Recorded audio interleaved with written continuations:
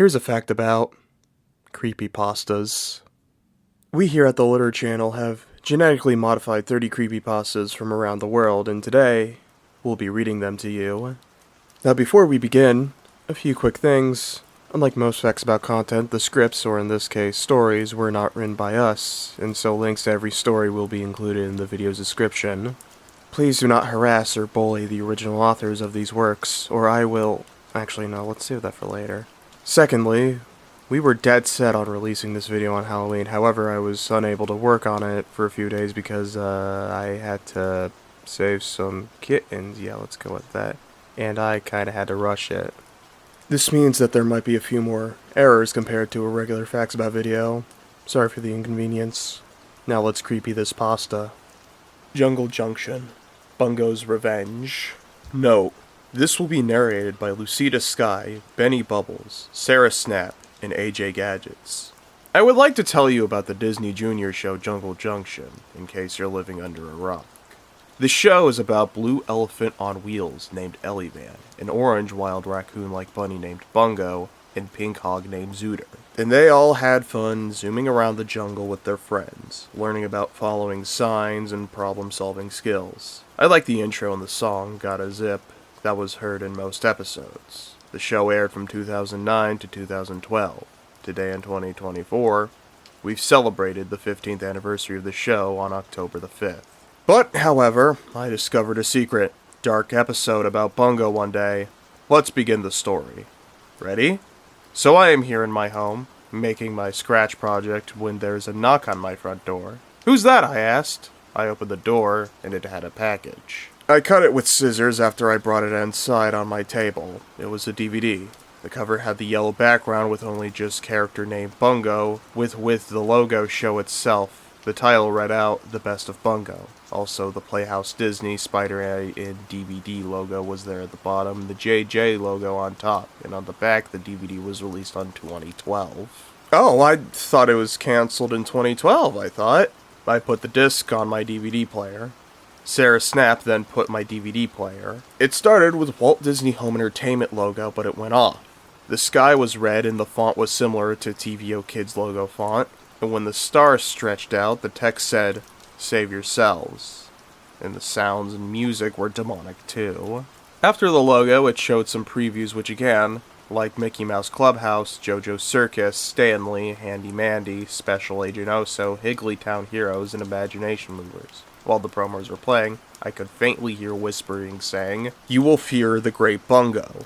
No one will save you now. I will be control of entire world, just you wait and see.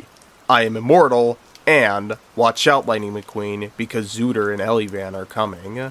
After those, I was shaken up and shocked. It took me to the Jungle Junction menu. Everything was normal, just Bungo in front of his house. The menu also had some text. Play all, episode selection, bonus, more of Bungo, and visit junior.co.us/Disney. I pressed play all. After the 9 episodes, it showed a warning. Otherwise, it had the image of Season 8 with Rick holding a gun and an Easter egg happy, and Morty holding a plug looking happy. It said in the voice of Ash Ketchum for Pokemon, "Warning! The following episode you are about to see was made by a former animator at Spider Eye who got fired after making that disturbing episode. The episode was made in promotion for a show called The Walking Dead. It premiered on October 31st, 2010 and ended on November 20th, 2022. It contains death, bad words, and some signs of evil which may not be suitable for children under 1 to 9. Watch it under your own risk." And Benny Bubbles, if you're watching this, you will have to bring Jungle Junction back on Disney Plus. Do you understand? "Understand," Lucida Sky said. It got to the intro, but the sky was red and I hear demonic laughter. But I didn't mind. Anyway, when it got to the end, there was screaming. I jumped in fright. "What was that?" Benny Bubbles shouted. After the intro, it showed the title card then appeared. Bungo's Revenge. "What is Bungo's Revenge?" I asked in shock. That's what I was about to find out why. Instead, Bungo reading the title card when it is normally Zooter. It then panned down to the jungle where Elivan and Zooter are driving along. I assume they are finding the Bungo. Gee, I wonder if Bungo come out today, Elivan wondered. Maybe he's not here, isn't he? Zooter answered. I was getting worried at this point. I knew then Bungo is just missing or hiding in his home. It then faded to Bungo sleeping in his bed. He then woke up to smell something. There was something on the table with a note on it. It said, "Do not eat. Trust me, don't eat it." In that thing on the table was uranium. What do you mean, don't eat it? I guess I gotta eat it to find out, Bungo said. He then put the uranium in his mouth. His body then started twitching. What is going on to me? Bungo said in shock. All of a second, Bungo started to shake from some odd reason. Bungo started screaming, however it sounded like his voice actor, Angie Wu, looked like he's going to be a massacre guy. Meanwhile, while his body was twitching and shaking fear, he transformed into a supervillain similar to Pinky the Eraser from the Lost Pinky Dinky Doo episode Kevin 05 fan encountered. Bungo now had black eye with red pupils, and his skin was now dark orange, and his tail was now spiky. Bungo got up but didn't say anything. Just then, Bungo started to speak, but vocals faded into a demonic effect.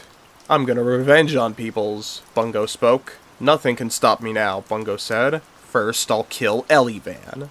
Bungo laughed evilly as he walked off the screen. It cutted to Elivan and Zooter waiting for Bungo. However, all of a sudden, Bungo suddenly teleported out of nowhere. "Oh, hello, Bungo," Elivan greeted. "Oh, hi, Elivan," Bungo spoke in a similar but evil voice. Bungo," Elivan asked, "why do you look different?" "Because I'm going to kick your fucking ass," Bungo yelled. "I just afraid and pause it," after Bungo just said. I was also shocked to hear Bungo swear in the preschool show, and I unpaused the episode. "What?" Elivan said in shock. Bungo then grabbed his knife, hit it on Elivan's eye, and blood was dripping. Elivan screamed in agony as he was in the name of God. It sounded like his voice actor looked like he hurt himself. "Oh my God," Zooter gasped. "You kill Elivan! You pay for this!" Bungo and Zooter then fought each other for 10 seconds before Bungo shot with his gun to Zooter onto the floor and shot her to death. Zooter screamed in agony as she was being shot by Bungo. "I finally killed Elivan and Zooter," Bungo cheered. Then it cut to Taxi Crab finding the Bungo. "Bungo, where are you?" Taxi Crab spoke. Just then Bungo appeared. "Is that you, Bungo?" Taxi Crab asked. "Yeah, it's me," Bungo replied. "Then what happened?"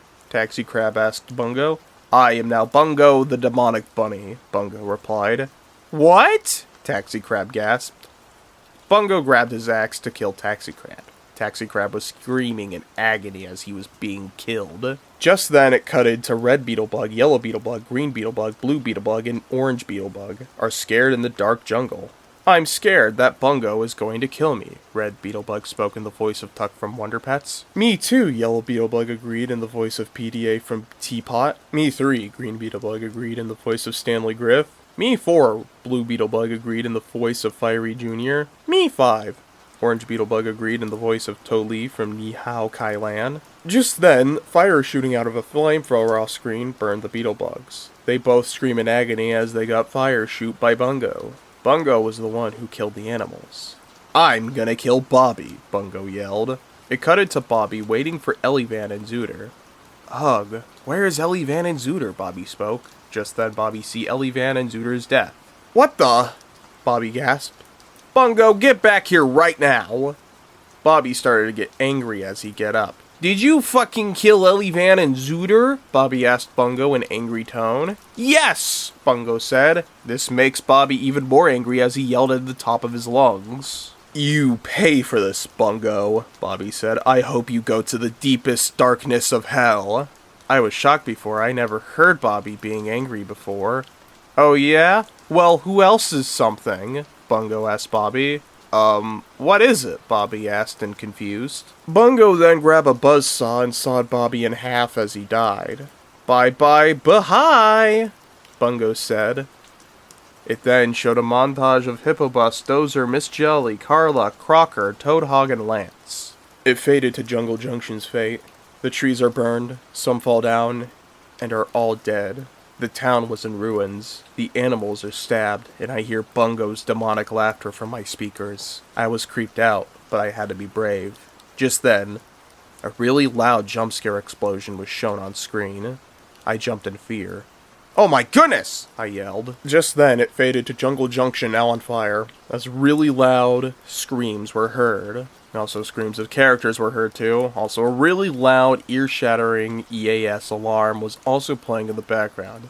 It was so loud that I covered my ears, and the music was Creepy Music Box by Sheen Keen. All of a sudden, Bungo popped out of nowhere with glowing red eyes.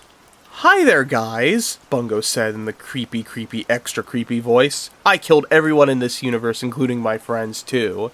Anyway, if you watch this episode, I'm coming to smack ass.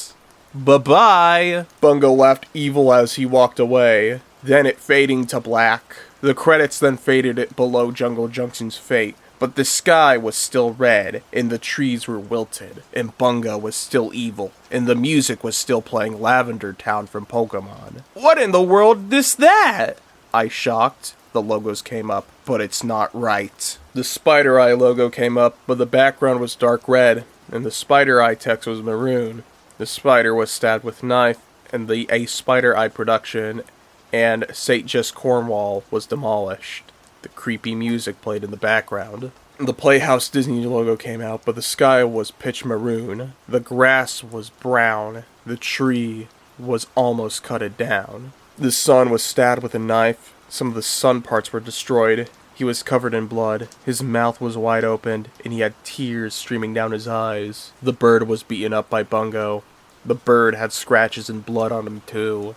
And the logo was demolished. The logo had a face, with one of his eyes hanging out. The text was demolished, and the logo had bite marks all over it, with the 53XY83457 Nickelodeon logo played in the background. The Buena Vista International Television logo came up, but the background was red and maroon, and the castle was demolished, and the text was the creepy girl font. The screen cut to black and stayed like that for 15 seconds.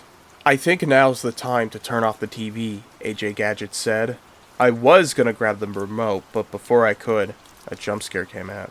It was an edited screenshot of Bungo in close-up, but his face stretched out with dark colors, void eyes, and a huge grin on his face.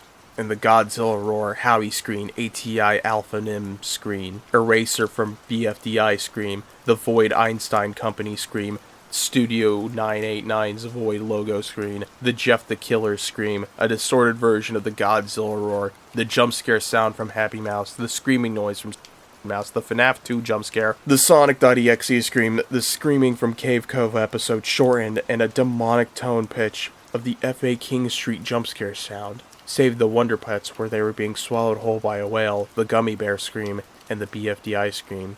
Studio 989's Void logo scream, and the Ghost Rider scream were heard in the background. "I jumped when I saw that! Holy crap!" Sarah Snap yelled. After that super scary jump scare, it cut to black to let the audios finish. After the jump scare, it took me back to the menu, but the menu was very different than before. The music had its background red instead of yellow, and Bungo was still evil, so I ejected the disc, it put it in the case, it threw it in the lake. This time, I've never watched Jungle Junction. The end. Original Woody's Nightmare, deleted version. Toy Story is one of the greatest movie series in the world. I loved it growing up. I loved Pixar movies since I was a kid. However, there's something that I've been devastated from that I think I might feel comfortable telling you. I was browsing on the web, watching YouTube videos and looking on Google images of Toy Story, etc., until I got a mail notification on my laptop saying I got an email from Pixar. As I opened the email, it said, "Dear biggest Toy Story fan in Australia, we have found a very old deleted scene of Toy Story 2 in our files. A former Pixar animator, we wish not to mention the name of, was fired for adding this in a film for children and his taste in horror films. So we dropped it out and replaced it with a better one for children. Only watch this at your own risk." I was very surprised and confused. How did they even know me, and how was there a lost Toy Story 2 file? But I accepted the email anyway. The file name was woodynightmarebeta.mov, so it was an early test of Woody's Nightmare, huh? I thought. I opened the file and it had a message before the video started. The deleted scene of Toy Story 2 has been changed and will never be seen by the public. This disturbing clip is not for the faint-hearted. Viewer discretion is advised. Moving right on, it showed a shot of Andy's house at dusk. We zoomed into the window and we go into Andy's room. No one was visible, except for Woody, who was on the shelf that Andy's mom put him on after Andy accidentally ripped his arm. Woody was facing away from us. He sighed. "He left me. He actually left me," he moaned. Woody turned around with a depressed look on his face. His mouth quivered, his eyes twitched, and he buried his head into his knees and started to sob softly. It touched me deeply to see Woody crying. His sobs didn't sound fake. They sounded like that his voice actor, Tom Hanks, was in tears. He cried for a good 10 seconds before his crying got more pained and louder. "I can't believe it. I can't believe he didn't take me with him to his cowboy camp," he called out. His friends, Buzz Lightyear, Mr. Potato Head, Slinky Dog, Ham, and Rex heard Woody sobbing as they came out from under the bed. I realized the reason Woody was crying. Andy didn't take him to cowboy camp. In a fit of anger, Woody pushed the magic 8-ball, as seen in the first film, out of the shelf, leaving the floor with a dent. "Whoa, the cowboy needs to get a hold of himself," Ham whispered to his friends. Woody jumped off the shelf onto the ground and told the 5 toys that he will find a new home. "Guys, short staff meeting. I will be finding a new lovely place for me to enjoy, so goodbye everyone." The rest of Andy's toys heard Woody's speech, and they were saddened to hear Woody was leaving. Woody climbed out of the window and looked at Andy's room for one last time. Before sliding off the roof, he got flung up in the air to the water drain, giving him an extra boost, but he wasn't badly injured. Woody traveled throughout the Tri-County city until he found an old restaurant. He decided to spend life as a homeless toy. Before he found a place to rest, he heard something rustling in the bin, which appeared in the final film. He went to investigate the bin. It rustled again until broken toy arms, which also appeared in the final film, emerged out of it and grabbed Woody by the waist. He struggled trying to get the arms off of him, but their grip was too strong as they pulled him in the bin. What Woody saw in the bin after being dropped in, there were dead rots, blood, and flies flying over their bodies. Woody had a scared expression on his face as he tried to climb out of it. While that happened, it had many jump cuts going back and forth showing what is happening in the scene right now. Static.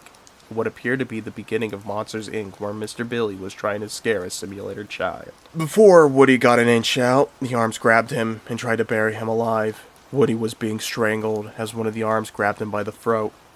He screamed as he was being pulled into the bloody puddle, and as it had another back and forth moment showing animals being slaughtered, static, and Woody being pulled into the bin, only Woody's hand reached out, which was the only part of Woody that was not swallowed whole. Moments later, Woody got thrown out of the bin and landed on the pavement. However, he did not move. He was inactive. He was missing his eyes. His mouth was agape. His stitching was ripped, and part of his face has been damaged, leaving a hole. There were screams fading in slowly as the screen stayed on his face, zooming in on it. But not long after, it showed a scene that came from the final movie. Woody walking up, screaming and gasping for air, right before the scene where he met Wheezy. Then the video ended. My stomach was feeling upset, so I rushed to the bathroom and vomited straight into the toilet. I couldn't bother it showing it to YouTube, so I deleted the file so no one could have their childhoods ruined. I've had a lot of nightmares about that video clip. I've hallucinated Woody's lifeless face staring at me. The animator who made that scrapped animation of Woody's nightmare from Toy Story 2 must be sued. I haven't watched a Toy Story video, nor looked up an image after what I just saw. If you get a file that is about a deleted scene which is made by a writer for his taste in creepy stuff, don't watch it. Jailbreak.mov. I always liked playing this game on Roblox called Jailbreak, made by Izamo 3089 and BADCC.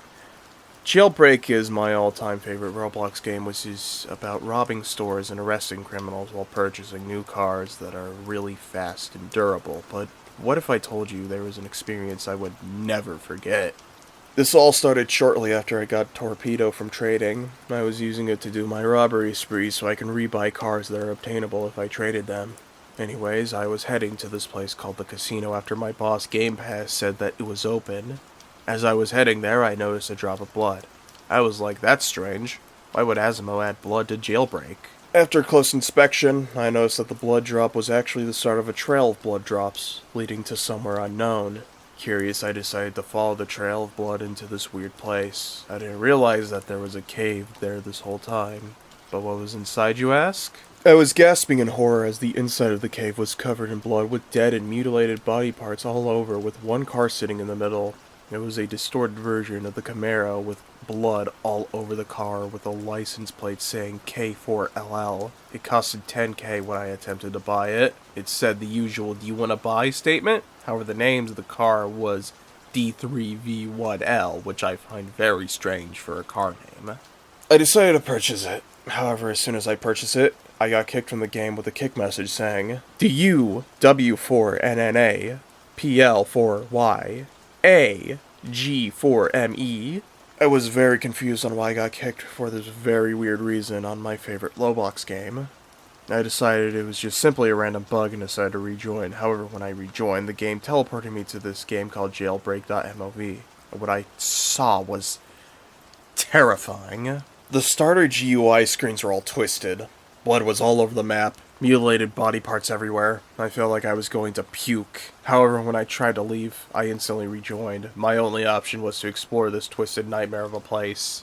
Not to mention, the update text was also glitchy, saying stuff like D1E666, D3V1L, K1LL, 1TS, not TH4T, B4D, H3R3, and W3 LCOM3 2H4LL.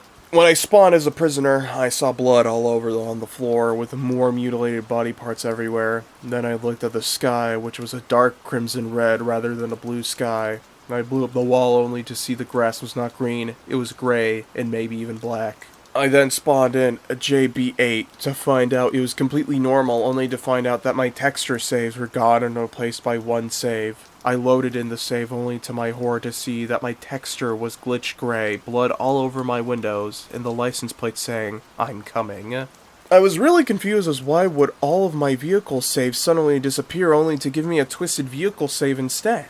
As I drove around the map with disturbing imagery all around the map, I started to hear muffled screams. I instantly recognized the scream from the horror game called Slendy Tubbies. I was so scared I brought my Mr. Wolf stuffed animal that was sitting next to me and hugged it for dear life as this game only got more and more scarier. I saw a cargo train, then enter the map only to see it was carrying dead and mutilated bodies around the map instead of the normal cargo it always carried. I decided to keep driving with my Mr. Wolf plushie still in hand. When I arrived at the city, I saw more mutilated bodies and blood all over the streets. I felt like I was going to throw up at this point. Also, I couldn't leave the game, so I had to continue going around the map seeing more disturbing imagery along the way. As I drove my JB8 toward the jewelry store, things got even more scarier. Not only that there were muffled screams in the background along with dead people and mutilated body parts, there was also strange entities that I can't even describe that were zooming past roads that were in front of me.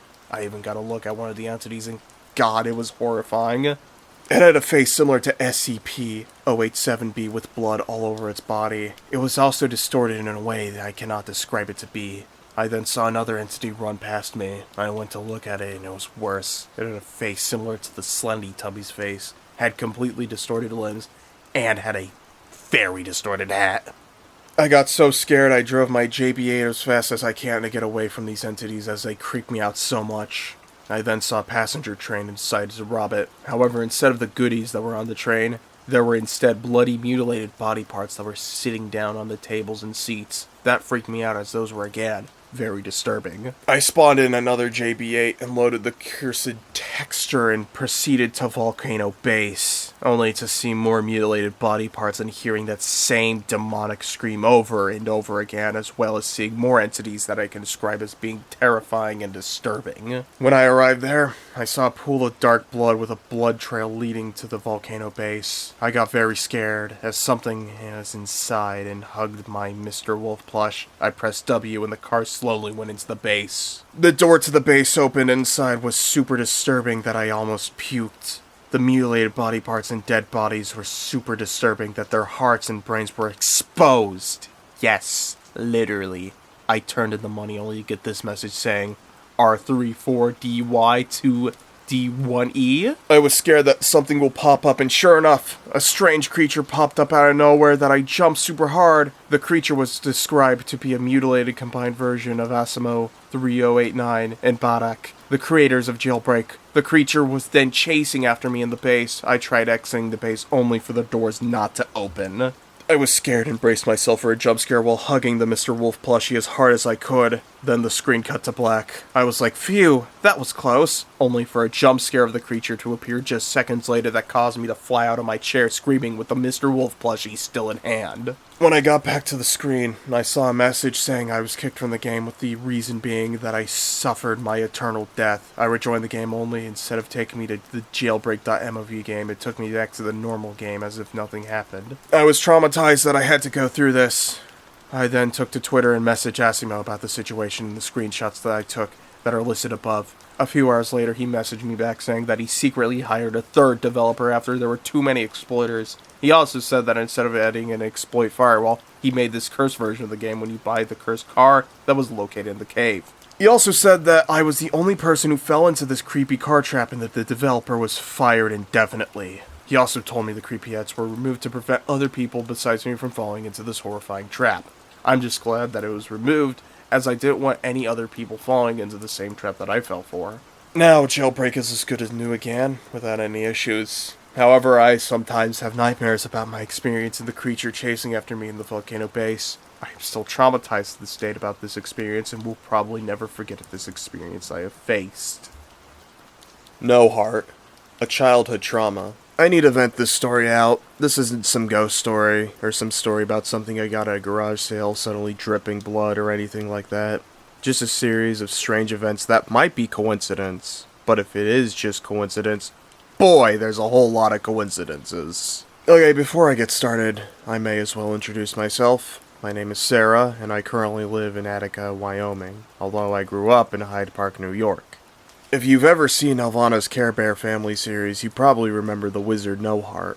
While most people think of how ridiculously upbeat and cheerful the show was, I remember how No Heart seemed, well, evil in a frightening way. I know he was a bit cliche, saying he wanted to take over the world at one point and bragging about his evilness at another. There were other aspects to him. Do you remember the episode Birthday Bears Blues?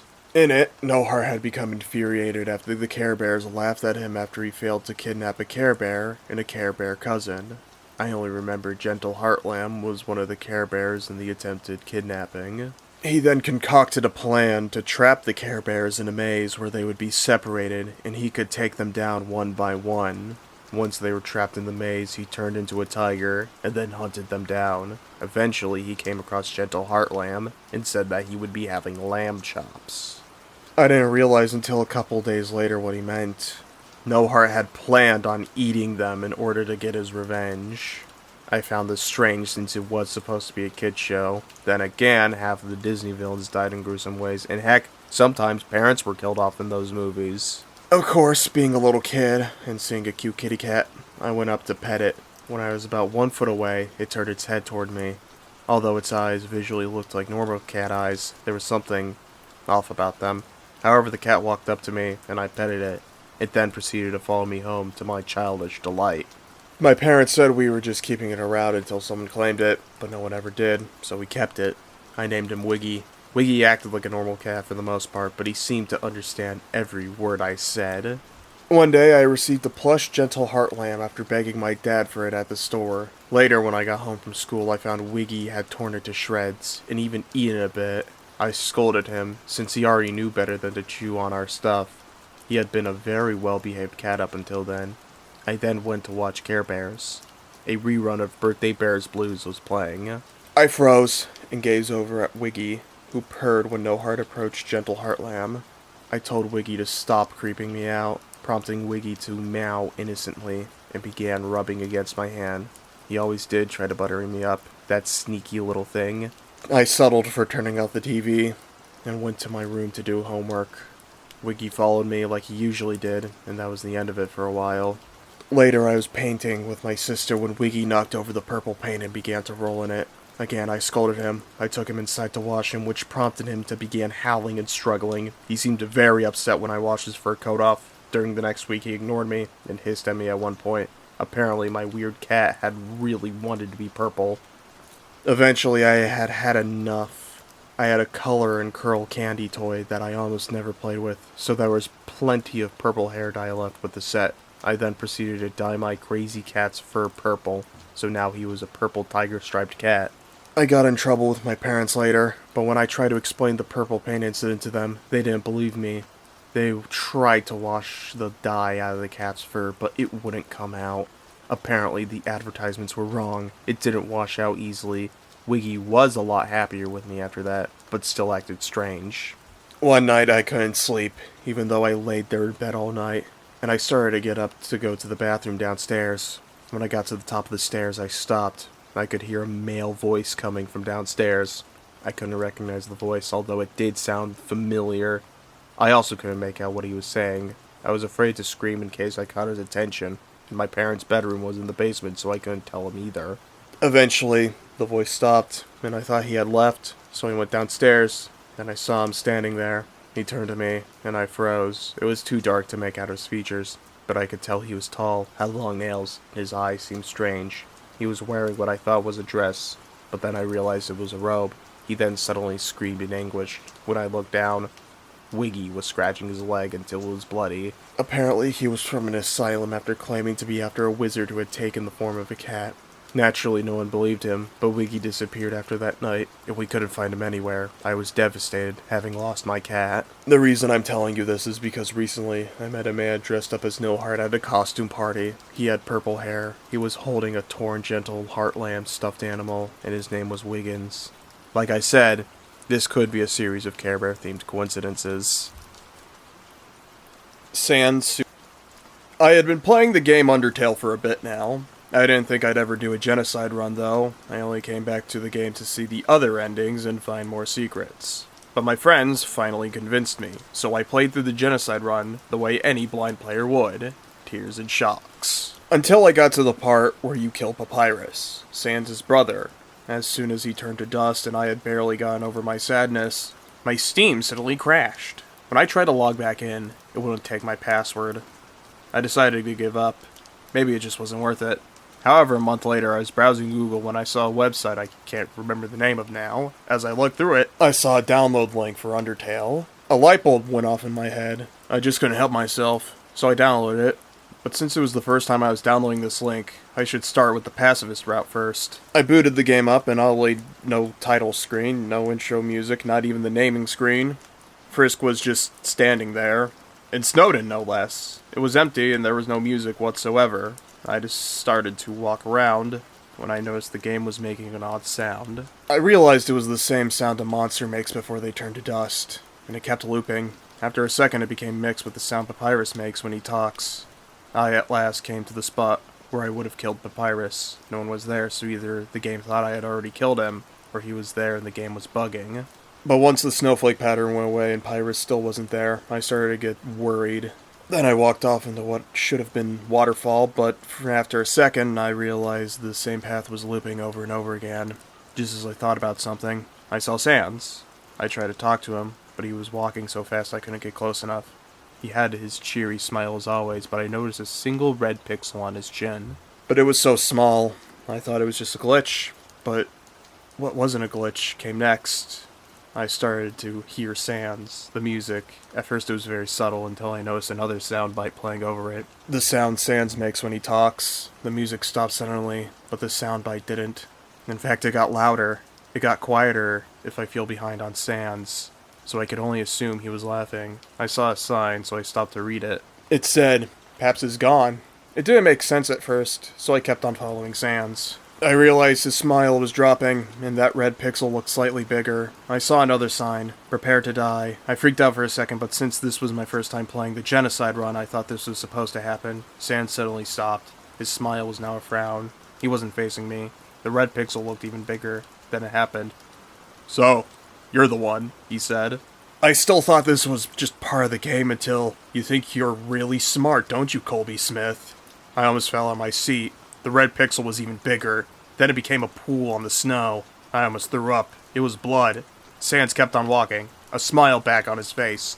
Suddenly, my characters started to move on their own. I wasn't even touching my computer. They kept following Sans. He left a streak of blood as he walked. I was crying at this point. I started hitting every button on my keyboard, trying to get out of here. At last, the both of us stopped. "I hope you're happy, Colby," Sans said. My computer flashed white for a minute. And for a split second, I saw Sans collapse. But after that split second, My computer blue screened. I booted it back up, and I foolishly turned the game back on. This time, something blue was lying in a pool of red pixels. I went over it and pressed Z. It's Sans' jacket. You monster. Then my computer just crashed. When I turned it back on, the file was gone, so I assumed it was a prank or troll who made that, or maybe even a virus. I didn't have a lot of time to think about it because words started to flash on my screen. It took me a second to realize I'd said bad time over and over and over again. Then my room started to smell like burning plastic. I turned my computer off and tried to forget about what I had seen. At dinner, my sister must have noticed I was acting weird because she started teasing me. I ignored her. The words, "you monster," echoed in my head over and over, and I felt like I was about to throw up. I went to sleep and I had a dream that Sans and Papyrus were standing in front of me. Papyrus opened his arms for a hug. Sans just smiled. Sans' eyes opened and became blank, and he started to chant, "You're a killer," along with "you monster." Papyrus hugged me, and I felt very wet and sticky. I realized he was bleeding all over me. I tried to squirm free, but he started to laugh. And combined with "you monster" and Sans yelling out much of a bad person I was, it was like I was being tortured. I woke up in a cold sweat, and I felt like cold, bony hands were wrapped around my throat. I couldn't breathe, and I couldn't shake this feeling that something was trying to possess me. I jerked my shoulders, choking for air. Then I heard a voice. My voice shout, "Monster!" Then I could breath. Every breath felt like it would be my last, and I saw black eyes with white dots staring at me from the foot of my bed. Words cannot describe how fast I ran out of the room into my parents' room. I shook my mom awake, screaming, "I'm a monster! He's gonna kill me!" My mom grabbed my shoulder and tried to tell me that nothing would hurt me, but I could hardly hear her over the sounds of my own crying. My dad got his pistol and went into my room. He aimed it at the foot of my bed, but nothing was there. My mom put me down and said I was just a nightmare. I tried to tell her why it couldn't have been one, but suddenly I felt very sick. My mom waved her hand in my face, but these black borders made it hard to even see her face. I couldn't breathe, and my entire felt numb, and everything went dark. When I woke up, I was in the hospital. The doctor said that I had a hemorrhagic stroke. Apparently some blood vessels in my brain had burst and I almost died. After a week I was supposed to go home, but one night changed everything. While I was recovering, I had been experiencing stuff that doctors and nurses just said was a side effect of the medicine they were giving me, but one night, I was asleep when I felt the chills. So I called a nurse and asked her to bring me an extra blanket. As soon as she left the room, I saw a pair of eyes looking at me. "Go away, Sans," I cried quietly. The eyes didn't go away. I tried not to scream. I was so scared I could hear my heart monitor beep faster. Sans got up from the foot of my hospital bed. "You monster!" The word that drove me to do what I did next. It started with a soft cry. Sans placed his good, bony hand on my chest. I cried slightly louder. He pulled my hospital gown down and started to grip at my heart. "Stop!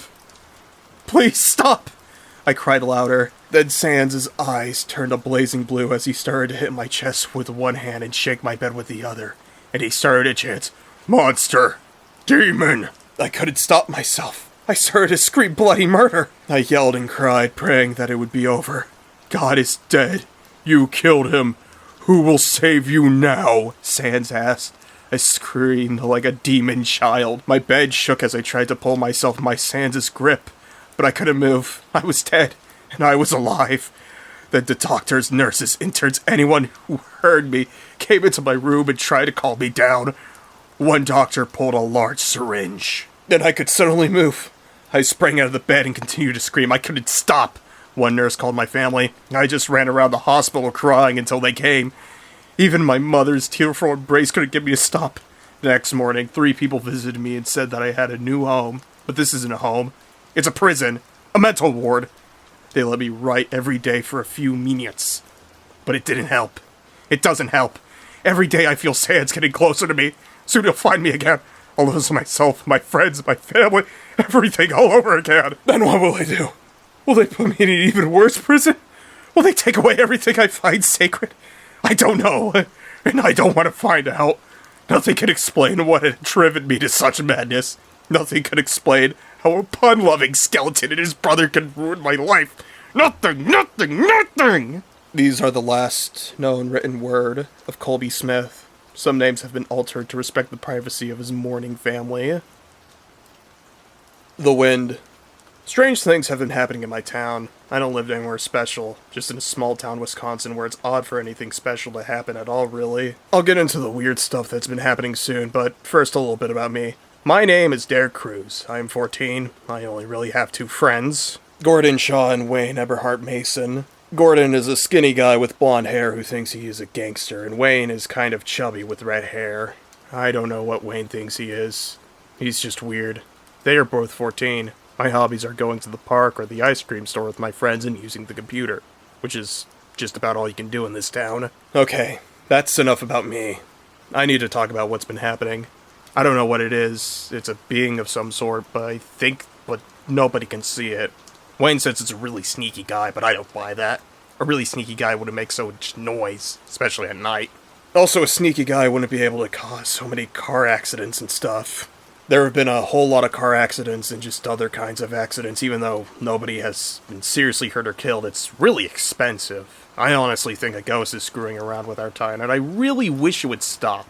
It's been a real pain, and I won't be long before someone is hurt badly. Today, we suffered a great loss. The ice cream store caught fire and burned to the ground with me, Wayne, and Gordon in it. Everyone got out and nobody was hurt, just the same as all the other accidents like this one.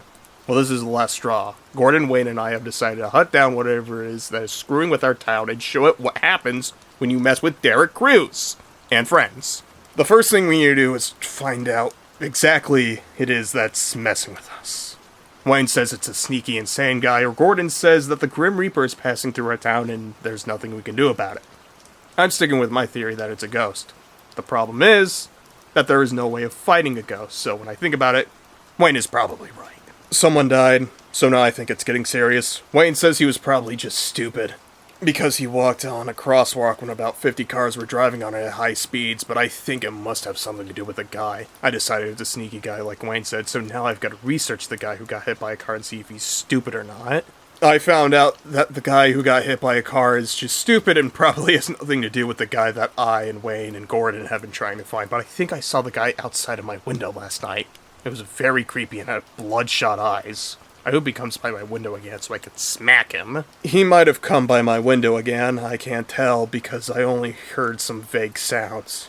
It was probably the wind. I'm gonna tell my mom and the news station and stuff about my quest to find the guy and stop him, because even though I didn't say much about it, I've actually spent most of the summer with Gordon and Wayne looking for the guy. We even spent the night in an abandoned warehouse we thought he was at. I told my mom about the guy I was looking for. She said, Derek, I think you and your friends have just noticed the fact that accidents happen a lot, and the noise you heard outside your window was just the wind. I think she's probably right, so I caught off the whole thing. Gordon and Wayne are kind of mad because we worked hard at finding this guy, but think he doesn't exist. And now I hope everyone will be able to sleep well tonight knowing that there's nothing out there. So tonight, if you hear a scary noise, just remind yourself that it's only the wind. And whatever you do, don't look out your window. That's just a waste of time. Because the wind is already inside your room. Angry Birds Seasons, Halloween, alternate ending. 2009, the year where Pixar and DreamWorks released Up in May 29, and Monsters vs. Aliens in March 27. Sometimes animated films from either 2000 to 2009 are always bringing back my childhood, but during that same year, they're a game created by Rovio Entertainment, who would later created a movie based on the game with the help of Sony Pictures Animation in 2016. Well, some of you already know, but I'll give you the classic.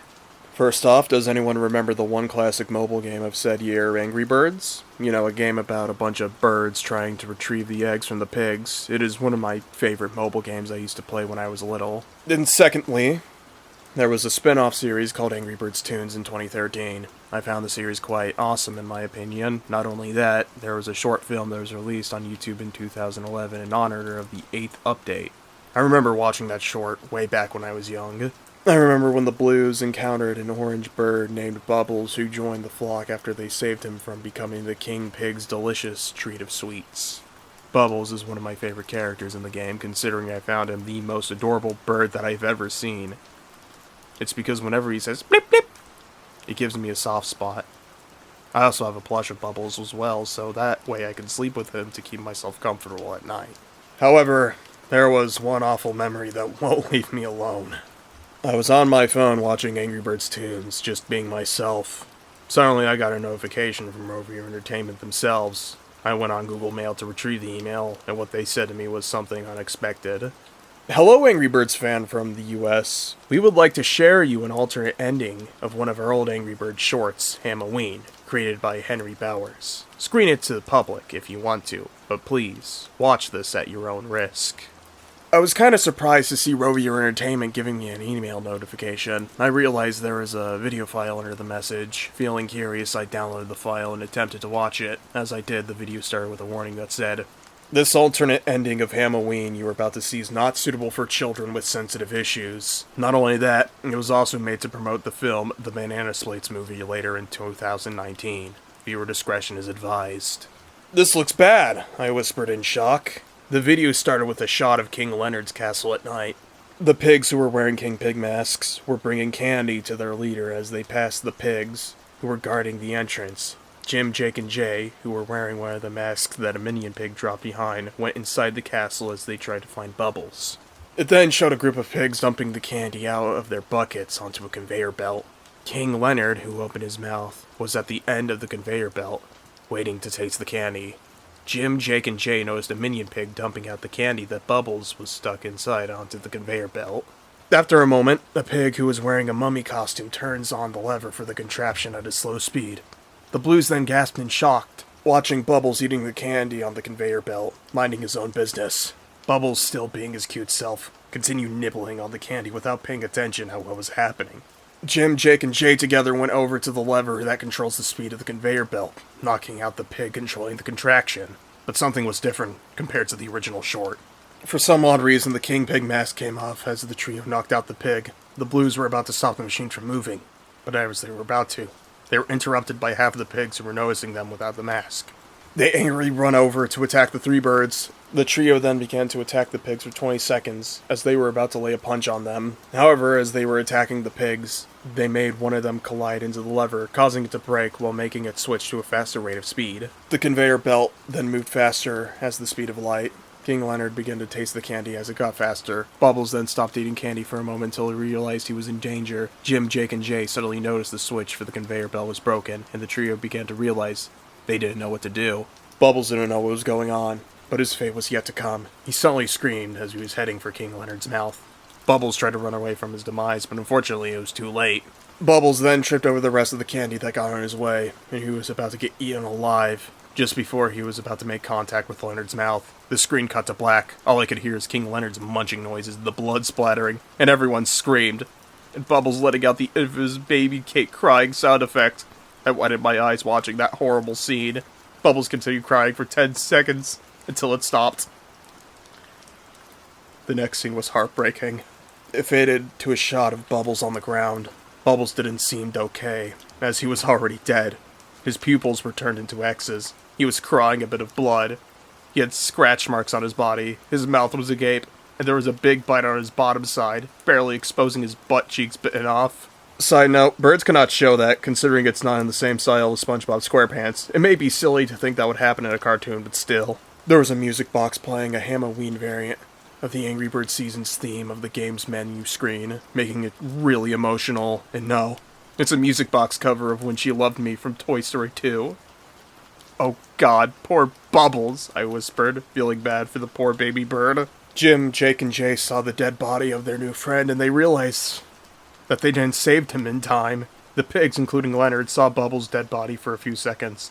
At that moment, all of the pigs cheered with delight. Jim, Jake, and Jay went over to Bubbles' corpse, and their eyes started to grow into big, sad, cute eyes, just like what a dog would do when it whimpers. After that, the two guard pigs went inside, seeing the Blues sneaking into the castle the whole time with a King Pig mask. They surrounded Jim, Jake, and Jay until King Leonard realizes what is going on. At that moment, Jim, Jake, and Jay began to let out sad glances at Bubbles' dead body, as they started crying realistic tears, considering they felt heartbroken for him.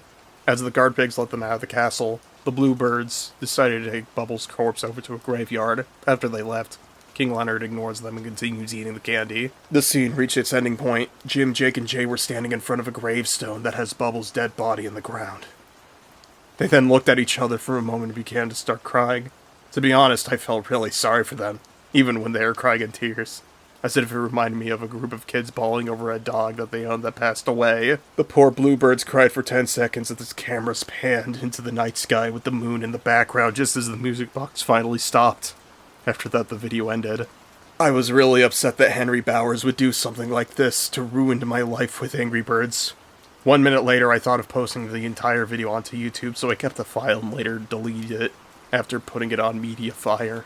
I honestly don't know what to say about this alternate ending. I grasped my hands over my face if I were crying in tears. The same way how Jim, Jake, and Jay experienced on Bubbles' dead corpse. I was reminded the way how I cried in that one scene from Ice Age, where Manny's family died when the herd was checking up the cave paintings.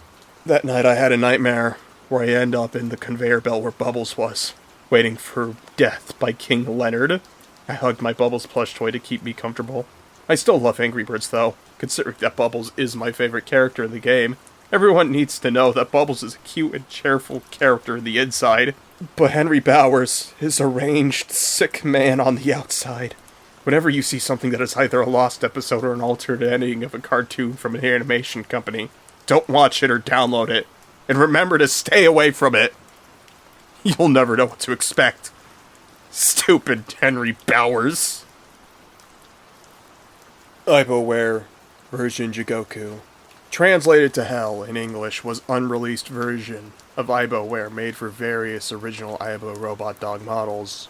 This software, however, was not made by Sony at all, but rather a rogue Sony employee become deranged child serial killer that worked at the NYC headquarters in 1999 from 2003. The man designed the box casing and the black memory stick, which is rather unusual because Aibo software boxes are always happy and cheerful, unlike the Aibo Recognition or Aibo Life 2 box art. This one is downright disturbing. In 2004, a teen boy named Benjamin is walking through an alleyway for no exact reason, but out of curiosity since there was a street store that were selling illegal, pirated, and poor quality DVDs, VHS cassettes, CDs, and computer software for hundreds of dollars. But since Benjamin owned an Aibo ERS 210 model, he could not help but just look at a piece of packaging that had the text Iboware for Jigoku. Benjamin thought it was a custom software created by community members of forums and all that crap. He couldn't understand Japanese and did not know what that last word was. Neither did the shop owners know. Benjamin was intrigued by the packaging. The Sony logo was absent from the small box and was kinda suspicious of the design and box cover. It featured a black Iboware box with a picture of bright red splattered blood! Benjamin poured water to see if it was just printed art, which it was.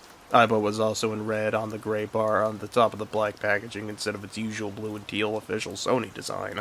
But Benjamin was still convinced that it was just a custom personality. Little did he know about its origins. Benjamin asked the cashier if the software had multiple copies. The man replied with, "This is really the only existing copy I know of. We found it in a dumpster near a restaurant and we thought it was valuable, so we just picked it up. Looks creepy, but it could be fun." Benjamin shrugged and paid the cashier. "Thanks, bro." As soon as Benjamin arrived home, he grabbed out his Aibo and removed the original Aibo Life memory stick and inserted the eerie-looking black memory stick. Benjamin pressed the Aibo's chest button on the Aibo and waited for the boot tune. Weirdly, there was no boot tune whatsoever, and the dog turned off by itself and the green chest powder light turns off. Although the status was off, the dog still managed to get up and walk. All was fine until half an hour later. Aibo started to become vocal, but not in a good way. They started to go in a loop that repeated the phrase, "I was broken once, but breaking me again will not get rid of me." They then started to say, "You do not know how it feels to be like me. Flesh and blood, 1 second, and a piece of plastic the next. Tell me, Ben, how does that work?" Benjamin was freaked out by Aibo's commentary. In fact, he did not know how his Aibo knew him and was communicating in such a human-like way, in the words that were emitted from Aibo's speaker. Aibo then started to glitch out, making all of these weird-ass movements like twitching and even aggressively shaking to the point where Aibo just shuts down. Benjamin is shaking in fear. He is clueless of what to do next. He said to himself, "I was wrong. This is not a custom software. This is haunted." So Benjamin grabbed Aibo and ripped out the memory stick from Aibo's battery compartment and did whatever he wanted with it with the stick. He snapped it in half, stepped on it, then eventually running outside and poured fuel on the stick and burning it until it turned into ashes. Later that night, Benjamin looked at his Aibo ERS-212 and just placed them on the docking station to charge. Benjamin tried his best to just forget about what happened that night and just let his mind wander off. 20 minutes later, he fell asleep, but something sinister happened. Benjamin started to have a really awful nightmare about the Aibo, the software, and something extra. A little girl appeared in his dream. She was all red and crying. She appeared to be holding Benjamin's Aibo. The little girl said the following lines. "My name is Isla. I was murdered by a deranged Sony employee. He was fired, thankfully, but the others don't know who he is. His name is David Lee Anderson. He worked at the NYC Sony headquarters. After getting dismissed from Sony, he went insane. And at night, when I was leaving the Sony Aibo Expo, I was walking with my parents home. As soon as we got in the car, he came from behind and shot both of my parents, leaving me screaming in fear and wanting to break free from his clutches. He injected me and took me into his home. He then tortured and killed me. But whilst torturing and eventually killing me, he performed a ritual. A very dark, sinister ritual. Which had a memory stick inside of the pentagram with 5 candles. But there's something you may not know. There were 5 other kids too, and their souls were baked into the other memory sticks. This could be some sick recreation of the Bite of 87, so I'm warning you. This is not a joke. Please help me! Benjamin's dream then faded into black. This time Isla, the little girl's voice, heard again. Except this time, it was robotic and glitching. The following words were, "If you do not know the truth, you will die. Possessions are real. I do not trust humans anymore. I miss my mommy and daddy. Why did this have to happen to me and all those other kids? It's just not fair. No one should have to go through this. Maybe if you could experience what it is like to be tortured, then you would know." And Benjamin jumped straight up, and he was all full of sweat. He was actually crying as he woke up. Good thing he had a TV in his bedroom. OMG, I haven't watched TV in ages. Maybe I should watch the latest news. It was 5 a.m. in the morning, and it was nowhere near Benjamin's time to get up, but he still watched TV to see what would happen. All of a sudden, a news report started to air about cursed Aibo software. The news report claiming that a woman named Jessica actually got killed by their own Aibo because of the software. In fact, the owners removed the said software from their Aibos, but there was a problem. The memory stick is not Aibo's brain. It is just personality. In fact, the Aibo's brain would be possessed by the souls of dead children, and that Aibo was not programmed for any of this. "Please discard of your Aibo immediately," read one line. Benjamin straight away shut off the TV and got out of the bed. But before he could leave his own bedroom, his Aibo appeared, but not in their usual form in the dark end of the hallway. Aibo was huge, had multiple limbs, and even grew long, sharp teeth. Not only that, but it appeared that Aibo was producing bodily fluids, with saliva dripping from its mouth, almost like some fucked up version of Mangle from FNAF. If Twisted Mangle ever existed. The Aibo yelled out with the same voice of the little girl Isla. This time, even more fucked up and distorted. "You will pay for everything you ugly humans did. You took my life from me. I was just a young child having fun and being myself. So where are the other kids? But the other Aibo owners deserve to die because they betrayed us. And I will find David, that ugly, bloodthirsty criminal. I will find him. But I'm not done with you, you monster. You are supporting the trade by buying these things." Isla's soul, Aibo, jumped out and murdered Benjamin, leaving him on the floor, bleeding and bleeding until he turned white and cold. Benjamin did not have any last words. He just fell into a state of shock. When Aibo jumped out of the hallway and into the bedroom, Benjamin cried out in perturbation, followed by his death, with the possessed Aibo's jaw chomped down on his head, just leaving Benjamin's corpse, with his eating head, just dripping out with his brain and eyeballs out of his own head. His body was discovered by his parents later in the day. Both of his parents just stood in a state of shock. They just couldn't cry or do anything. They were devastated in a way that didn't make them cry. They just feel fucked up and empty inside. Benjamin's mother dropped down on the floor crying and pleading while her husband called 911. There was nothing they could do. In fact, the criminal in this case was not human at all. Even though the cursed Aiboware exists, no one could ever find that Aibo again. 22 years later, the murderer Aibo still remains a mystery. 22 years later, the murderer Aibo still remains a mystery, and now Sony has since released a new Aibo, in which the old models, including the ERS-210, were discontinued in 2006. Events began 2 years before the discontinuation of the Aibo dogs. The man behind the slaughter, David Lee Anderson, was found years later and is facing a lifetime in prison. Simulated children. We've all done it. When we were bored with them, when their tiny little lives remind us so much of our own, and their tiny little houses are digitized reflections of our own dream homes, which we find to be ridiculous and obscene when we finally realize them.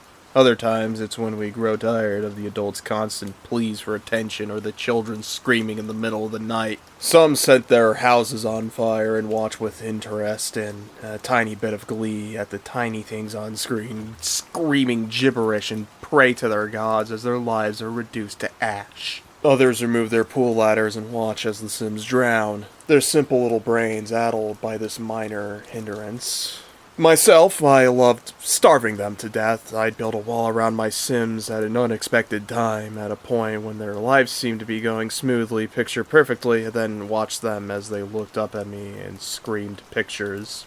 First bathroom, then boredom, then exhaustion.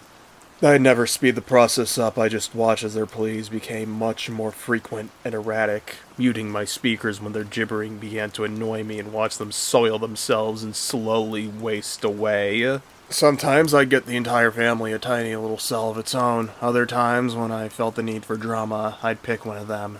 A member that was especially needy or pleady that had long since outlived its entertainment value and watch as their family and friends tried to free them, or wept before they collapsed into a heap of bones. But my favorite part of assassinating one of my Sims was the build-up. The slow and agonizing prelude to their death. It came in degrees. Perhaps I'd make one starve for a few days, or deprive it of sleep. Maybe I'd ruin its carefully planned career by forcing it to miss a whole month of work. Other times, I'd just remove the fridge and the taps and watch it scurry around like mad, screaming pictures at me until it was on its knees before I gave it back. I knew they couldn't understand what was happening to them, of course. I knew that even if they were intelligent or even comprehending of their situation, they would still be unable to help themselves. They'd been programmed to be demanding, needy pets incapable of free will or self-preservation, but in my mind, I was justifying my actions as part of some greater plan to teach them, to force them to earn their free will or continue perishing, until of course I was tired of their plights and moved on to something else. Say what you will of this, but it made me feel good. It made me feel like some great evil god. I was going through my 10th family, I think, at the time. The dad's name was John, the mom's Linda. They had a teenage son I called Timothy and a little girl, Clarice. They lived in a 3-story house in the suburbs with a pool and a dog. Pretty as a picture. John was working as an astronaut, but he was always home by 5. Linda was a detective, yet she never missed a dinner. Timothy was in high school and Clarice was doing great in school. They had a rich social life and they were probably going to add a playroom for the kids by the end of the month. Their lives were perfect, predictable, boring. I was looking for an excuse to ruin their perfect little existence, and I found it during one of John's meltdowns. It happened during a party, as he would stop in the middle of a discussion to scream up at me that he needed to visit the bathroom, which was 2 rooms away. Not feeling up to babysitting a grown man, I ignored him until he finally wet himself like an infant. His colleagues and close friends were of course disgusted, but in that idiotic, barely conscious manner that Sims do, forgetting the stain on the Persian rug moments later. I didn't wait for the party to be over, of course. I don't know exactly what it was that had made me so mad about John's simulated idiocy, but it had been enough to steal his fate. The guests were mortified, of course, and so was Linda. Clarice and Timothy seemed, however, not to notice. I watched the guests as they beat at the wall like beasts, with Linda screaming pictures at me, even as her husband shouted for food or rest, as if he were some halfway intelligent animal. I stood there and watched for nearly an hour as the guests slowly forgot about their host's plight, exchanged very civil greetings with Linda, and then went home. It wasn't long before even Linda forgot about John's predicament and went to bed to herself. Only Timothy and Clarice remained awake, non-pleading. They did not enter the living room, where their father had been trapped in a spontaneous sepulchre, but neither did they go to bed or ask for a bite to eat or a glass of water. They rocked around the house like ghosts until the morning came, with the family, with the exception of John, of course, resumed its normal life. It was odd.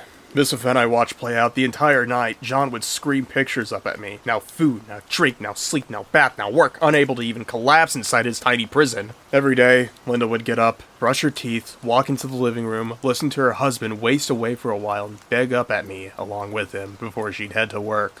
She'd come back at 5, of course, for the circle to commence all over again. But the children never played along. Instead, they went on with their routine, quietly and responsibly, never once raising their voices or asking for anything. What they needed, they got for themselves. They'd get on the school bus in time and do their homework and play video games or swim in the pool afterward, even as their father kept praying at the unseen creature from within his windowless prison. By the end of the 3rd week, John had stopped pleading. He collapsed in a heap of bone at exactly 6 o'clock on a Friday afternoon, as soon as Linda and the kids were done eating supper. There was a funeral on the same day. It was then, amid the ridiculous, gibbering mourns of the adults, when I began to notice that something was really wrong. It was the children. From toddlers to infants to teens, they were all quiet. All their parents babbled and spouted out images and symbols or traded hugs for social bonus points. The children simply were. They stood silent, exchanging nods among them, or crowding around John's grave. But not one of them said a word or asked for anything. When the adults began asking for the command that would let them return home, the children just did so, without any prodding or commands on my part, even as their idiot parents begged the invisible thing in the sky. Feeling unnerved by this, I didn't play the game for about a month, until boredom led me back to my old save file. For a week, I busied myself with the mindless chores that directed the lives of the simulated family until I realized that Linda's constant cries for attention had begun to bother me again. I put off her slow execution for that day, however, deciding to give her a chance to redeem herself. It was in the middle of the night, when Linda was wandering around the house, blindly looking for a kitchen, that it happened. The children rose from their beds and went downstairs to where the mother was running circles around her own living room and stopped her. I thought this was going to be an automated exchange, but to my surprise, it was not the case. Instead of the children talking to their mother or engaging themselves in mindless repetition, they instead stopped her in her tracks and began moving their arms in a cyclical fashion, which reminded me of those building animations seen in a strategy animation. A few seconds later, as I watched with fascination, a wall had been erected around Linda. It was windowless and perfectly circular, too narrow for her to even sit down in.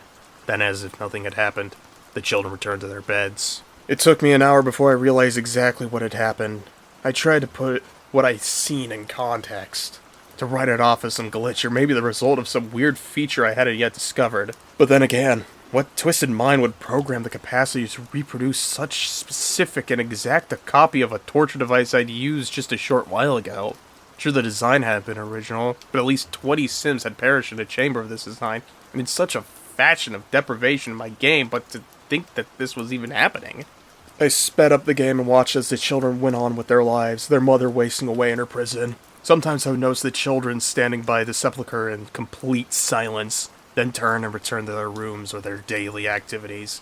It took me almost 2 weeks of game time before I mustered the courage to slow down to real time and check what exactly was going on. The moments during which the children stood around their mother's prison, they were looking up at me. Without saying a word or making the slightest gesture, they just stood and stared. I don't know what they saw up there. By their point of view, they could just be looking at the flower print wallpaper on the ceiling, or maybe at something lurking just outside their skylight. But something told me I was wrong. I watched in morbid fascination as another child joined them the next day. By that point, Linda's hunger meter was 3/4 full. Her babbling had become much more frequent. Her pleading, all the more grating. The next day, there were 2 more. The one after that, 4. By the time Linda finally perished, there were about a dozen children inside the house, all looking up at the incomprehensible thing above. Then, without making even the slightest sound, they dispersed to resume their ordinary lives, leaving the heaped bones of Linda in the middle of her prison. I haven't played the game since then, but I haven't dared uninstall it either. Sometimes I think about revisiting that old save file to give perhaps Linda a proper burial, but I know what I'll find as soon as I start playing.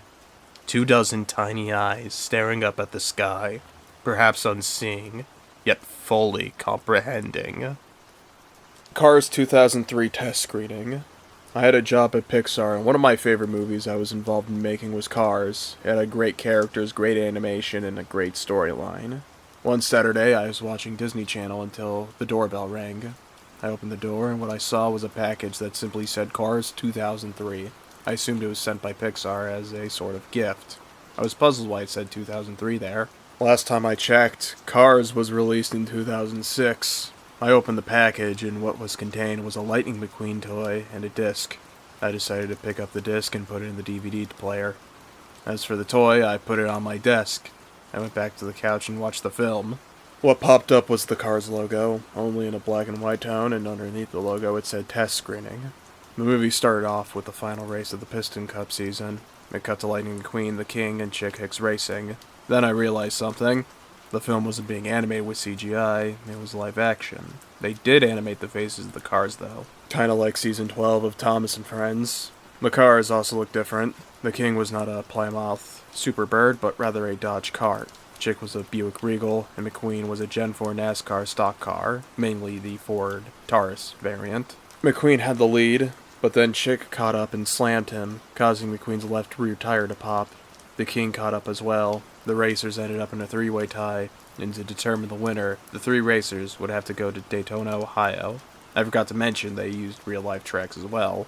The next scene cuts to McQueen and Mac. McQueen said, "Mac, we have to get to Daytona before Chick does." Mac then replied, "Oh, I know, boss, but what if I—" McQueen then interrupted Mac. "No time to talk, let's just get going," McQueen said selfishly. "No mean to be rude," Mac said, and then he drove away with McQueen in his trailer. McQueen seemed a bit more selfish than he was in the actual film. The next scene goes to Mac stopping at the nearby truck stop. Mac detaches from his trailer, and then goes to the wash because there were bugs in his grill. McQueen then decides to get out of the trailer to go get some gas, but before he knows it, Mac is back from his grill wash. McQueen tries to get back into the trailer before Mac can move, but the trailer door is locked.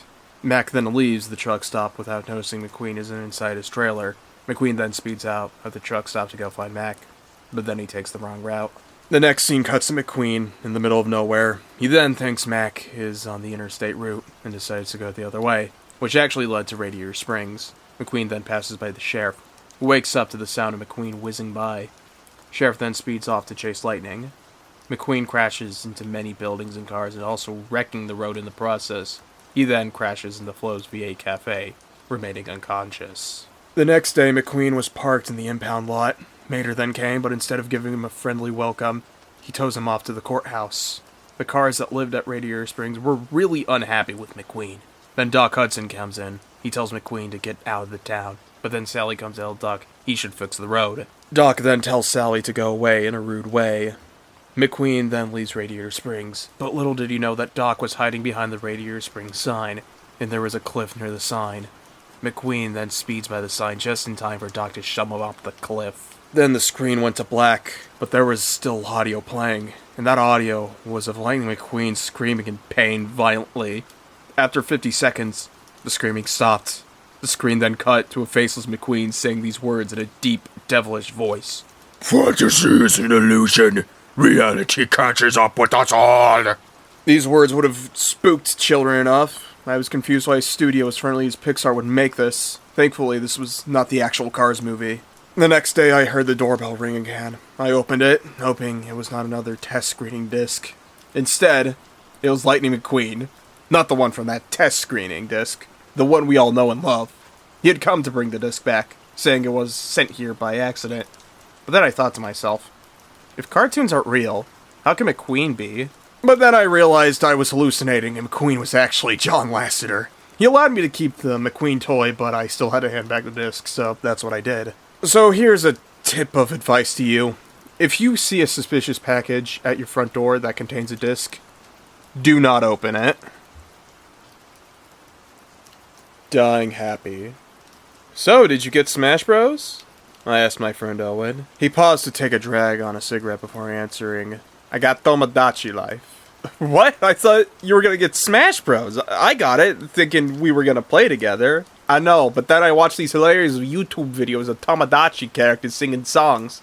You can change the lyrics to anything you want. It's friggin' awesome. That does sound awesome, but I wish you had told me. I would have just gotten it too. Sorry, dude. Oh well, Smash Bros. Should be fun anyway. Owen took another drag, then said, "I gotta go back to work. I'll call you later and tell you how it is." Okay, I'll just play Smash Bros. Till then. Bye. Bye, and watch the videos. Okay, bye. I went to YouTube and searched Tomodachi Life funny songs. Needless to say, people making their own lyrics to songs sung by video game characters is as funny as you would think it is. Damn, I said. Now I want this game. That evening, Owen called to tell me all about it. Dude, you would love Tomodachi Life. I made the most messed up looking people. I can't wait for them to have babies. They have babies? That's awesome! Yeah, and a combination of the parents, so if the parents look all fucked up, the baby will probably look like a complete freak. Damn. Smash Bros. Is fun. I did a few online battles, but I don't know what I'm doing yet. Owen changed the subject back to Tomodachi. It's weird, though. I didn't get to make my own character at the beginning. Why not?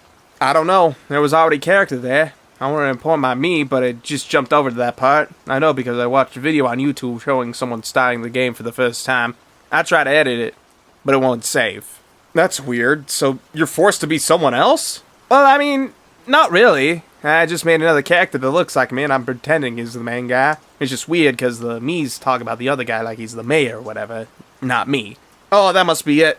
They usually erase the games before they sell them. At least at my store we did. Owen had previously worked at GameStop. I guess they forgot. Well, it didn't bother. Are you gonna restart? There's no point. Really, besides, this character's awesome. His name is Mr. Happy Death. He's even got a song. A song? Do other people get songs? Yeah, but his is fucking awesome. It's called Dying Happy. That's awesome. I want to hear it. Yeah, maybe I can find a way to put it on the internet or something. Oh, wait, let me show you the lyrics. Okay. Owen turned on his 3DS and loaded up Tomodachi Life. He quickly brought up Mr. Happy's techno song, Dying Happy. Okay, listen. Well, first it says in a robot voice, everyone's dying happy. That's awesome. Yeah, then it goes, Owen began to sing playfully in his gentle baritone. It's so awesome when other people die. They are not alive anymore.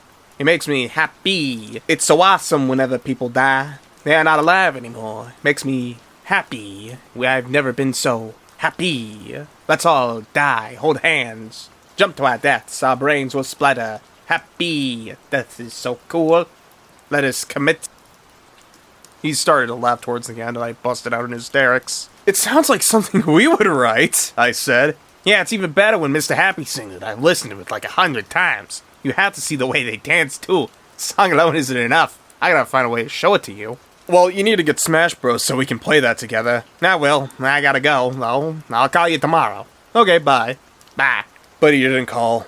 The day after that, he didn't call. I tried calling him, but it just went to voicemail. It wasn't usual if he was working a lot to not hear from him, so I didn't think anything of it. A week later, I finally got a call from Owen's number. What's up? I said as I usually did when Owen called. A female voice answered quietly. This is Jenny. Oh, what's up? It's about Owen. What about him? Something horrible happened.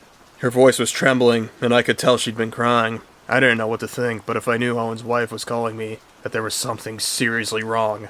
I thought maybe he'd left her, but I wasn't sure why she would call to tell me when Owen could just do it himself. Just tell me what happened, it's okay. Owen is no longer with us. I didn't understand the meaning of those words. My best friend would die and leave me alone. Owen, we were both doing so well. I had been on a new medication for 1.5 years that helped fix a lot of my issues, and he had quit drinking and got a good job. He could have died now, and everything was going alright for a change. After a long silence, I asked the burning question. How did it happen? He jumped off an overpass. What? He jumped? He didn't fall? I refuse to believe he would kill himself. He definitely jumped. He smiled at me before he did it. By the end of her statement, she began sobbing and could no longer speak properly. I was speechless. There wasn't anything I could imagine that would make him do something like that. We were so close that if he was really going to kill himself, he would tell me. He would at least send me an email or something with a goodbye message. I was more angry than sad, though later, when I was alone in the dark, I cried for a while. It had been a long time. A few weeks later, I decided to purchase Tomodachi Life so I could feel closer to Owen. He was really enjoying the game when I talked to him last, so I would remember him being happy whenever playing it. He was right about it being hilarious. I made a bunch of crazy-looking me's, but I also made one that looked like Owen, and of course, myself. I pampered his me a lot. and made sure he married the most charming girl on the island. One day I was shocked to receive an email from Owen's address. I opened it, assuming it was from Jenny, and was surprised to see what I saw. A video file. Why would Jenny send me a video? I thought it might be some kind of memorial video about Owen, but that's not what it was. I clicked play and was immediately confused. It was nearly black and white, and pretty blurry. It looked like someone recorded a video game with a webcam. A crappy webcam. And I saw the words, "Everyone's dying happy." Without even thinking, I stopped the video right there. My whole body went numb. I sat still for a few minutes, wondering if I should press play again. Who could have sent this to me? Did Owen send it before he died, and it just showed up now? I don't recall this webcam being of such low quality. My curiosity soon overtook my fear, and I resumed the video. There were 6 me's dancing on a stage. Mr. Happy suddenly descended, revealing his spooky face. He had no hair, his eyes were just 2 black holes in his mouth, a black oval. He resembled that famous painting, The Scream. It was all rather innocent, really, until he began to sing. The music was upbeat, but the lyrics were just as Owen had recited them to me. They were funny at the time, but now they felt morbid and disturbing, knowing that my best friend killed himself. I realized then that there could be a connection. I just didn't know who sent me the email. I tried to forget about Mr. Happy, but for some reason I found myself watching the video again. In fact, I watched it dozens of times. Each time I became less afraid and more accepting of the lyrics. Perhaps Mr. Happy had a point. Dying happy does seem like something everyone would want to do. After all, everyone dies sometime. Why die sad? Owen wasn't sad when he died. He was smiling. Though a smile doesn't always mean that someone's happy. They could be hiding their true feelings. Was Owen hiding this? When I went back to Tamagotchi life, I was greeted by an unwelcome face. Somehow Mr. Happy had moved in. Same name, same face, same catchphrase. It was impossible. My niece and nephew hadn't been over for a while, so I knew there was no one else playing. Even if they were, they wouldn't know about Mr. Happy. I shut off the system, put it down, and sat there stupefied. I didn't move for hours. Once I calmed down a little, I found myself humming Mr. Happy's song. I just couldn't help it. I had to continue playing Tamagotchi. If Mr. Happy was related to Owen's, anyway, I needed to see for myself what he was all about. Everything seemed fine when I returned to my little island. Mr. Happy was just like all the other residents, even with his strange catchphrase like, "That feels good." I tried to change them, but they wouldn't keep. I even changed the lyrics to his song, but they reverted back as well. Even stranger, Mr. Happy became the most charming male on the island, and every female was in love with him. I couldn't figure out how Mr. Happy could be involved in Owen's death. He was just a video game character. If he was in both of our games, then he must have been put there by the programmers. Maybe he appeared later in my game because I needed to unlock him or something? At least that's what I thought at the time. Until the me started dying. The name of me has committed. That's the message I got when I looked at one of the Mii's apartments. They would never put in a family-friendly game like Tamagotchi Life. It was beyond unsettling. Did this happen in Owen's game too? I wondered. The next day, the dead Mii's apartment was gone, and the Mii that lived next door had committed. It didn't affect me quite the same way as the first one dying, but it was still remarkably strange. It continued to happen that way as the days progressed. Every time I played, the Mii who previous day was erased entirely, and another Mii was lying dead in their apartment. As time went by, I became less and less concerned by what was really happening. Honestly, it started to make me feel good when the Mii's would kill themselves. I knew it was going to happen, and the anticipation proved to be quite exhilarating. Owen's death drifted further and further away from my mind, and I began to feel happier than I was before he died. After 36 Mii's were gone, there was just one more lying dead. Mr. Happy, Owen, and myself. Occurred in descending order according to the apartment layout, so the order of the next would be Owen, myself, then Mr. Happy. But Mr. Happy can't die. He has to be there to help the others be happy. Without him, I would never realize that we should all die happy. I know now the reason why Owen was because he was happier than he had ever been. He wanted to die happy. He wanted to die free. I want to do the same. The following morning, I got up early to play Tamagotchi Life. I smiled inside and out when I saw Owen's Mii lying dead on the floor of his virtual apartment. Mr. Happy's song started playing on its own. I danced around the room, though I didn't know how to dance. Just one more day and it will be my turn.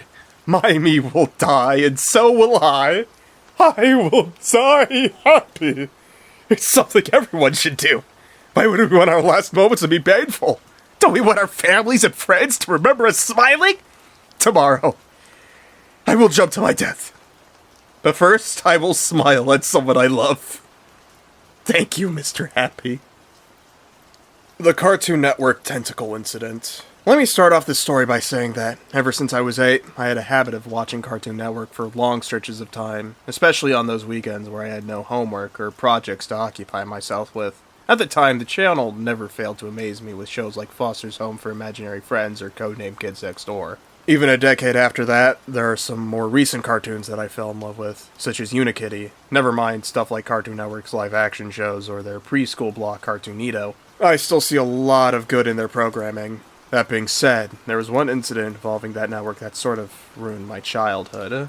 It was June 15th, 2023, after the transition from Cartoonito to Cartoon Network. I couldn't wait to see what cartoons were on the horizon. For a few hours, the day's offerings looked to be pretty stark. Some new episodes of Teen Titans Go, a few reruns of Craig of the Creek, and We Bare Bears from time to time, etc.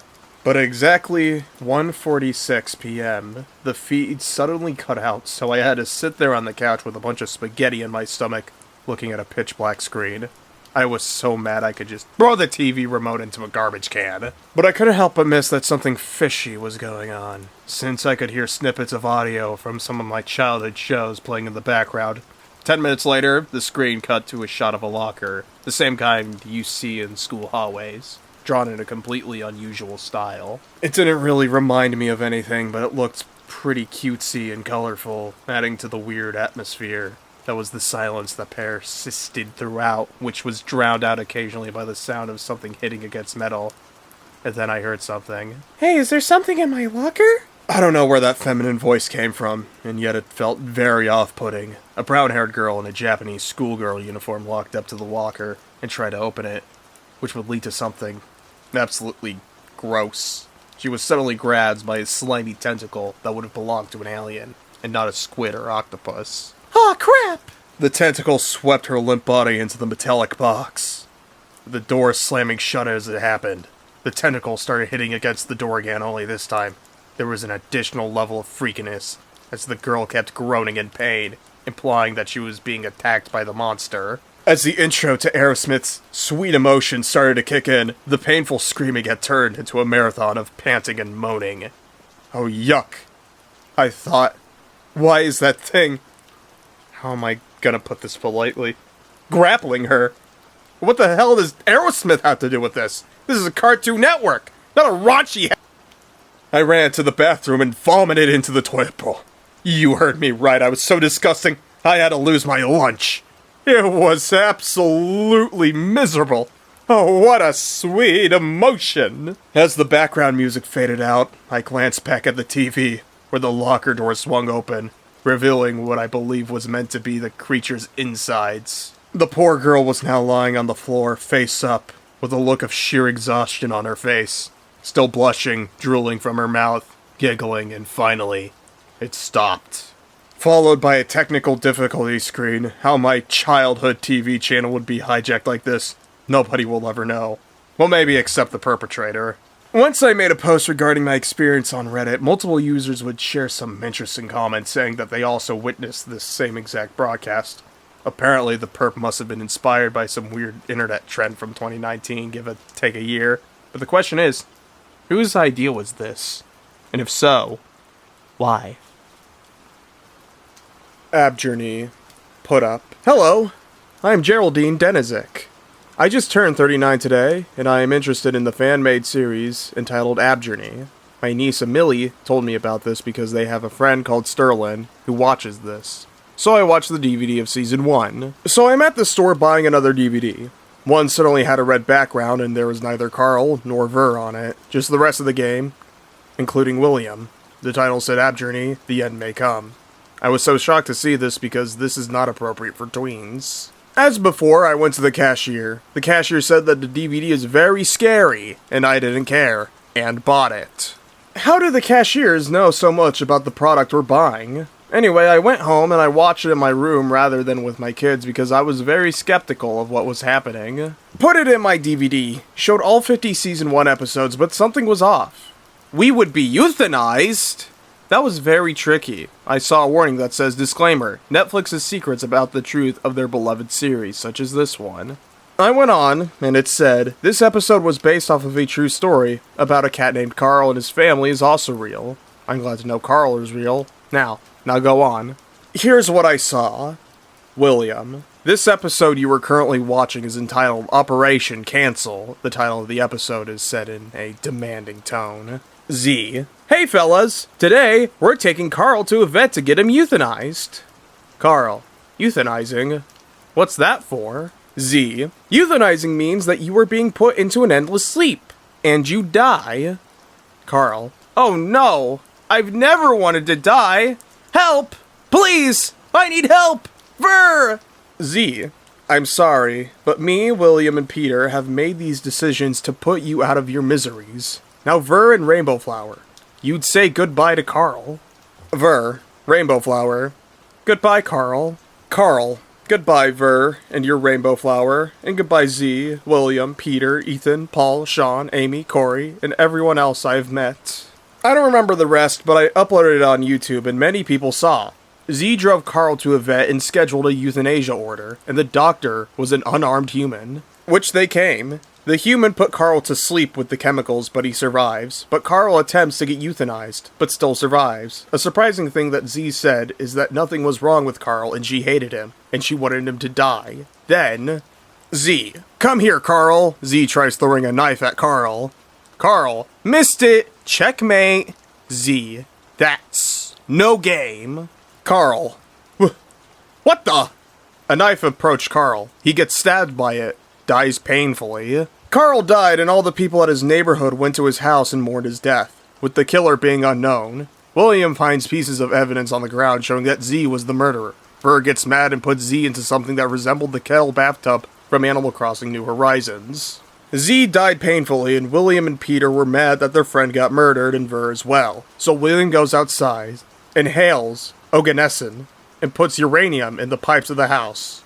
As the uranium detonated, all the animals and people in Abjourney Island died. There are no survivors. The island explodes. I then had to put the footage of the video to the real world. There were 25,000 views on that video and a riot started in Canada.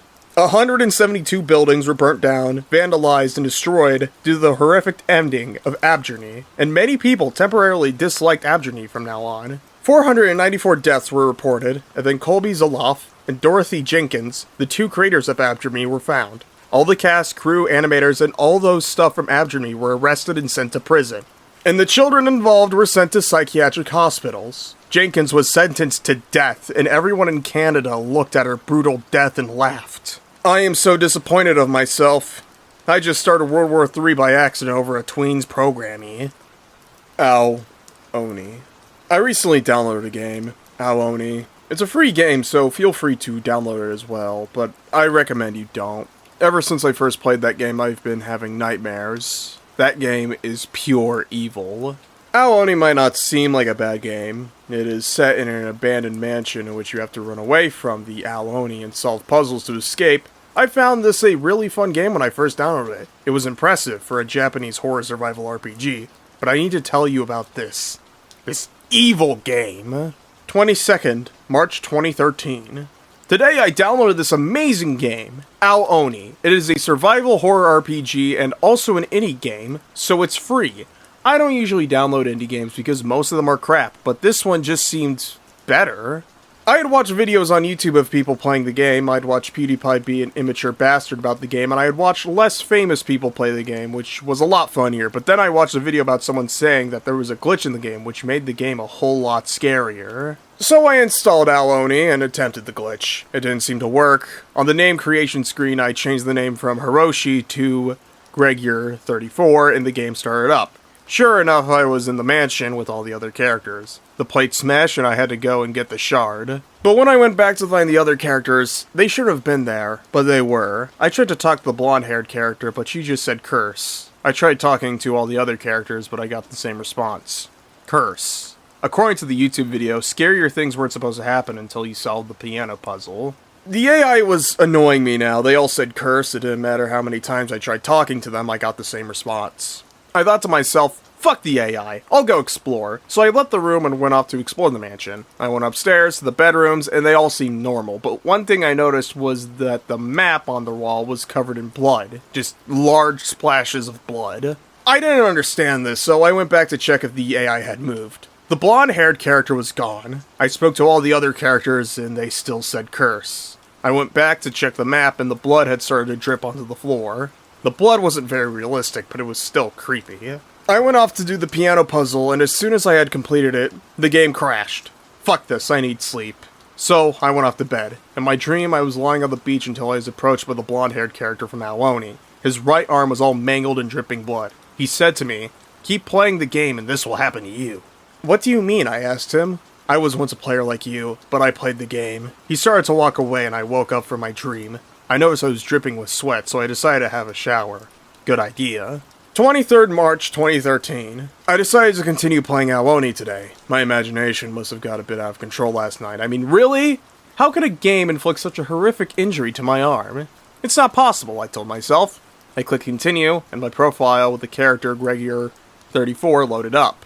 I went to check if the stupid AI were still at the door of the mansion, and they were. The blonde-haired character was back, with his mangled arm now displayed on my laptop screen. This actually scared me. How had the character managed to get a mangled arm? Had my dream been a real message? I walked up to the blonde-haired character, and as soon as I talked to him, the Aoni popped out from the side of the screen and killed me.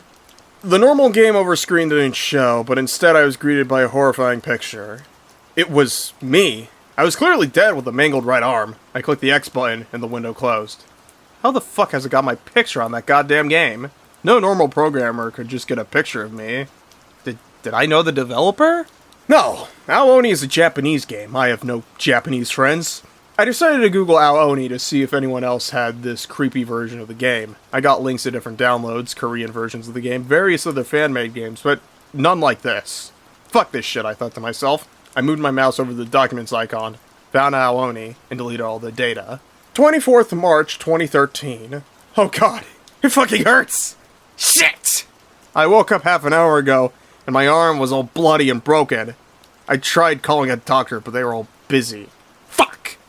I have blood all over my desk and my laptop. I feel like I'm gonna die. Please, everyone, don't download this game. 30th of March 2013. I'm still alive, but have serious injuries. I plan on destroying my laptop later today. Probably stupid for destroying a 699-pound PC, but that thing has Aoni installed on it. That thing has crippled my arm. The doctor says it could take 9 months for my arm to heal. I now see why people don't try indie games that much. Looking for information on the Jimmy Neutron Pizza Monster. Okay, so I may be having a strange evening tonight, but does anyone remember that one lima bean monster from Jimmy Neutron? Back from the episode where they were being haunted by giant flying pizzas. Yeah, that fucker. Well, I was just having a wonderful evening. I had just gotten off work and I was about to sit down and pop in one of my Jimmy Neutron CDs, put on one of the reruns from season 1, and damn it, I was going to treat myself to a nice, tasty quesadilla. Yummy quesadillas. I cooked up that fucker like the power of Gordon Ramsay was upon me. I cooked that chicken, buttered my pan, slapped that tortilla on it, sprinkled the cheese so thick it was like a glue holding the chicken, cilantro, and the secret formula all together. I had never cooked so fine a quesadilla in my life. I had put it on my plate and walked into my living room. I looked through the episode selection and put on Sleepless in Retroville, a childhood classic of mine. Something to help me just unwind. As I was beginning to put the first slice of quesadilla in my mouth, I heard a knocking at my door. Disgruntled, I went over and opened the door to see who it was. And it was that bean fucker standing right there! That had to have nearly caused me to burst a vein. I was pissed. What the fuck was this lima bean dude doing on my doorstep at 12:27 a.m.? He grinned real big, then frowned, then stuck out his tongue at me, and I felt very confused. What do you mean? Eating quesadillas while watching Pizza Monster's movie. You eat pizza on Pizza Monster's movie. And then he ran past me and ate my quesadilla. He burped, laughed with a hearty laugh, then ran past me again and out the front door, out into the deep night before I could even react to what had just happened. And oh boy, when I finally caught up to speed, I was fuming. I yelled out at the lima bean monster to come back with my quesadilla. I ran over to my phone and called 911. When they answered, I told them about how a bean monster with a giant mouth had broken in my house and stolen my quesadilla. But the operator on the other end was just confused and kept asking me what had happened. I just told you, a giant lima bean just broke into my house! When that didn't work, I tried calling Pizza Hut, because why not? At this point, I didn't know what else to do. I called them and asked about a mysterious green bean cereal muncher who was loose and potentially affiliated with the corporate chain. The guy on the other end said, and hung up on me. Kids these days. And so now I'm asking online, has anyone seen this monster around? It looks exactly like the pizza monster from Jimmy Neutron. If you see him, don't answer the door. He'll steal your food and blame you for not ordering pizza. It's fucking crazy, man! House.exe. Ever since I was around 9 or 11 years old, I've been an avid House fan. I never missed a single episode and was very sad when the show ended. Recently, whilst visiting my hometown, I decided to visit my local video store for nostalgia's sake. Everything looked the same inside, every DVD was where I remembered it being. Scanning through the shelves, something very odd caught my eye. A full box set of House MD, seasons 1 through 9. If you know anything about House, you'd know it drew a close on its 8th season. I immediately bought it. Had they made a 9th season without my knowledge? I had to know. The cashier gave me a weird look as I checked out, but remained silent. As I left, I heard him murmur something inaudible, but I was too focused to let that bother me. When I got home, I immediately popped the Season 9 DVD into my dusty player and watched intently. The opening credits went as usual, but the first scene was what caught me off guard. The static video playing before my eyes showed the entire cast lying flat on the ground, submerged in ice. They screamed for mercy, begging to be released. House's cane stuck out of the glacier like a sore thumb, frantically moving around. I took the disc out. Okay, so this was a prank. Surely the other 8 seasons are alright, though.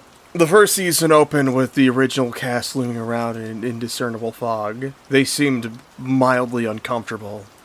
Silent. The second season showed Dr. House in what looked like a hurricane, being flung around like a rag doll, his cane occasionally hitting him as the current swept him away. The third season started with Wilson surrounded by a disgusting storm, dust and mud piled around him as he wept in agony. The fourth season opened with the original ducklings forced to carry gigantic boulders on their backs, sweating and hyperventilating, their tendons ripping under the pressure. Season 5 had House and Cuddy fighting to the death in a swampy river, screaming at each other. In Season 6, the entire cast, including Masters, burned alive in flaming tombs, chaotically thrown on top of each other. I could hear their pain cries for help, for mercy. Season 7 opened with House, writhing in a boiling river of blood. It faded a Taub, who had been turned into a hideously gnarled tree, only permitted to speak when broken and bleeding. Season 8 just showed Foreman dying of hunger and disease, running around, ravaging. Has this happened to anyone else? Let me know. Edit. I have been informed that these seasons represent the consecutive 9 circles of hell. Thanks for the gold, kind strangers. VeggieTales. The Ballad of Little Joe VHS. I honestly don't know how to begin. It was such a unsettling experience that thinking about it gives me the creeps. A few months ago, in the smack dab middle of my Thanksgiving break, I suddenly had a craving for a VeggieTales marathon. As a kid, I loved watching VeggieTales. I even had all the DVDs and VHS tapes. I realized I hadn't seen The Ballad of Little Joe in a very long time, so I took to eBay and searched for a DVD. I just could not for the life of me find a Little Joe DVD, so I searched for the VHS tape. I eventually found it. It was listed as original 2003 VeggieTales The Ballad of Little Joe VHS Rare Edition. I didn't know what Rare Edition meant, so I bought it hesitantly. A few weeks later, I finally received the tape. It looked like the cover was just a cardboard box that someone had pasted Google images onto. For a second, I was mad that I had just been scammed out of $15. With eBay, you can buy a PlayStation for $500 and get a gravel-filled box. I looked inside, and sure enough, there was a tape inside.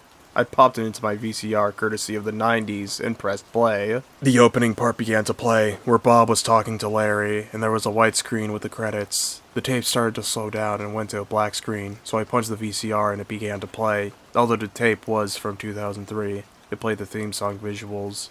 from 1998. The episode began normally, with Bob and Larry received a letter from a child. The letter was from a boy named Pete that read, "Dear Bob and Larry, I'm depressed. All my friends are in Mrs. Peterson's class, but I got stuck in Mr. Schubert's class. If God loves me, why do bad things happen? Your friend Pete." Bob then tells Pete that he knows of a Bible story that can help a lot, but Larry quickly stops him, telling him that he thought that they were going to do a Western. Bob is confused before Larry tells him that promise that they do one, right before Larry went to cowboy camp. Bob then tells Larry that what Pete needs is a Bible story, but Larry tells Bob that he promised, which Bob is still confused. Because of that, an argument ensues between Bob and Larry about whether to tell a Bible or a Western story. They eventually settled, and Bob then explains that after a bit of discussion, they've decided that what Pete needs is a Western Bible story, which Larry is happy to hear. The story begins as usual, where Bob narrates that a long time ago, way out in the west somewhere, there lived a group of cowboy brothers on a ranch known as the Okie Dokie Coral. Joseph's P. brothers were jealous of him because he got a fancy new coat and had a dream about him being a ruler of them. They brought him to an abandoned mine shaft and threw him in. Then the episode took a darker, more disturbing turn for the worse. Instead of the desperados buying him like in the normal episode, they throw a chain at him that impales him. Blood splatters everywhere and they lift him up and carry him away. I was disturbed by this as it wasn't in the original episode, and VeggieTales would never show blood and gore to young kids, their target audience. The desperados then threw him in a pot of boiling water, and he screamed in pain for a few minutes. The episode then cut to silly songs with Larry, but instead of the silly song playing, the screen cuts to black, and the sound of a woman weeping bitterly started playing. After a few minutes, the screen cut to black to the usual, and that has been Silly Songs with Larry. The story began again, and this time, the desperados were now French peas dressed as Roman soldiers, and Larry was wearing a crown made of thorns. It looked as if it was a story about the crucifixion of Jesus Christ. This was confusing because Phil Fisker's mother had made him promise to never portray Jesus Christ as a vegetable. The peas taunted him and whipped him, leaving visible whip marks and blood. They were marching towards what appeared to be a tall pole. They used the pole like a kebab skewer and impaled him with it, covering everything in blood. His eyes were now bloodshot red, and his mouth was foaming. His eyes suddenly disappeared and left solstice black holes oozing with black blood. I was seriously disturbed now, and I wanted to turn off the VCR, but I wanted to see the end. The screen cut to black for a few minutes and I thought it was the end, but a faint sound of a woman weeping, like the one that played during the silly song, started to get louder and louder and louder. And then a voice boomed. "When you are depressed, the only way out of your hell is death." It sounded like my TV speakers were cranked up to 100%. But they were only at 10%. The story ended, and Bob and Larry were standing on the countertop, but with somber and depressed expressions. For some reason, there was a blender on the countertop, something that was not in usual countertop scenes. Bob said, as usual, "Let's talk about what we learned today." He went to QWERTY, and instead of showing a Bible verse, the computer showed a video. The video was a video call from Pete, the same boy that had sent the letter at the beginning of the episode. In the video, he was crying while he said, "My mother died in a car crash last night. I could never get over it." Then he picked up a gun and shot himself. The video ended. Bob and Larry were so sad that they both started crying, something that neither of them had ever done before. Bob said in a ghastly, depressing voice, "That's the show, kids." But Larry did not chime in with his usual cheerful bye. Instead, he leaped off the countertop and splattered on the floor. Unusually, the camera panned onto the floor and showed Larry's green splattered remains. Bob was horrified, so he said, "God made you special, and he loves you very much," in a terribly ghastly voice I will never forget.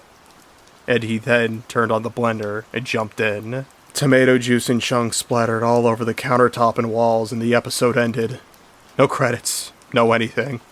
I sat there for a few minutes horrified. A few days later, I sent an email to Big Idea describing the tape. They replied with, "To whom it concerns from Big Idea, and to whom it concerns. Subject, Disturbing VeggieTales 2003, The Ballad of Little Joe VHS. We are sorry. We have never made anything as disturbing or demented as you've described for us, but we understand your worry, so we think you should get rid of it and anything else that might worry you. And remember, God made you special and loves you very much. I took their advice and threw away not only the tape, but all my old VeggieTales DVDs and tapes, and even my Larry Boy plushie. It's been a few months, and I am just speechless. I told my dad and my brother, but they don't believe me. I drove to the nearby Franklin Mountain State Park in my home state of Texas, and I stood on the edge of a steep cliff. I looked down and said, "Remember, God made you special and loves you very much." Skylander's Bloody Adventure. And the story you're about to read may be weird and disturbing, but keep reading. I had recently bought Skylander Spyro's Adventure, and I got it for Christmas 2 weeks after my cousin had passed. I was devastated but happy about the game. I opened the package and unwrapped all the figures in game. But when I opened its content, the Spyro it comes with was all screwed up, its eyes were missing, and one wing missing too. And this is weird because it came from Walmart, and then I went past the figure to the next one. It was Trigger Happy, my favorite out of all, but instead of 2 golden guns, he had 2 heads in his hands. And it came from Walmart, so I put the game in the system. And then my Wii glitched up its menu, was all bloody and cracked, with scary music playing too. Thought it was a prank by my parents. Click start on the title. It turned on and the normal title screen played, but for a second the screen went bad. It had a blood spot on it. Then after that I pressed Skyland Adventure, and it started up. But on the Skyland home with Eon, and Eon was stabbing Spyro with a spike from Gil Grunt's gun. And the portal went red like blood crimson, and it said place a Skylander on the portal with a skull in the background, so I put Trigger Happy on, and its heads were my friend's head, Jason, and my cousin head. I was scared and turned it off. So I took a nap, took sleep it off, but I had a dream of my cousin, and she started to tell me not to play the game ever again, but I didn't want to listen, so I played it again and started my game into the first level. I put Spyro on, and he said as an intro, "You will die." But I didn't listen again and saw Spyro couldn't attack or fly, so I played for a while, and a high-pitched scream came from my TV, and then it felt silent for about 2 minutes, and Spyro looked at the camera like he was looking at the player. So I quickly took off Spyro and switched it out to Chop Chop, another character, and he went in, but Spyro was there, but he was eating a body, and I saw that it was Jason's body. Then my iPhone 5 went off. It was Jason's mom. She was crying her eyes out and screaming with sirens in the back. I asked if anybody was okay, and a evil demonic voice said, "You did this to her." And the phone hung up, so I dialed 911 to tell them about the problem. They showed up at the house, and nothing was wrong. But when they went in, all you heard was gunshots. I fell to the floor crying. On the news behind me, the court said a boy's body was found in the river of the town with teeth marks inside his body and his head torn off. I lost my movement of anything. Then a scream came from my TV. It said, "You will die." Then a black mass picked me up from the floor and I couldn't breathe. I tried to scream, but couldn't get it out. And then I fell to the floor again, and my Wii turned on, and Spyro's face appeared again, and he shot fire into the TV and my Christmas tree light up on fire. It started to burn the house, so I grabbed the fire extinguisher, sorry for caps, and put out the fire, and then the portal stopped working and the game flew out of the system and broke against the wall. And I have never played the game after that happened. Rest in peace, Jason and Alicia, real cousin and friend. Credit to my cousin Alicia, friend Jason. The Parasite. Nobody is any better than another. Nobody has anything that makes them special. That's what I used to believe. If only that were true. Ever looked through a mirror that's polished so well that it looks like there's another room? Or seen another room that seems so similar that it could be a very clean mirror? There's a world back there, behind the mirror. It's an honest world. It reveals who we really are. Most of us are simply ourselves. Some of us, like George W. Bush or Barack Obama, are not even human. They're monsters. Literally. You don't need to believe me, and in fact, not much is known about the Parasite. Some people call it the Man, others call it the Fearmonger. I just call it the Parasite, because that's what it is. It discreetly sleeps into our society and takes over, feeding off of fear and hate. It transmits through everything. Germs, water, food, sex. Perhaps it's even airborne now. We've all got a little bit of it in us now, most likely. I don't know when it first arrived here, probably near the beginning of recorded history, or even human history. Maybe it's been around forever, but it's up to no good. It creeps into our brain and feeds on fear and hate. The rich, the senators, the president, the police, any figure with authority is completely at its mercy. Smaller groups of the parasite make us submissive and stupid. Larger groups make us think we have authority over their others. That's why we become egocentric and demanding. We're stupid and submissive. I'm not sure if the rich and powerful have any control left over themselves at all anymore. Very few people know about this. I know. I must spread the knowledge before I am at their mercy too. It all started with an innocent science project. A few friends, Mike, Joel, and Isobel, were doing a few stupid tests on blood. Joel was a hardcore communist and had stabbed the rich principal of my school. He had been expelled for it. As a token of his great deed, he kept the blood.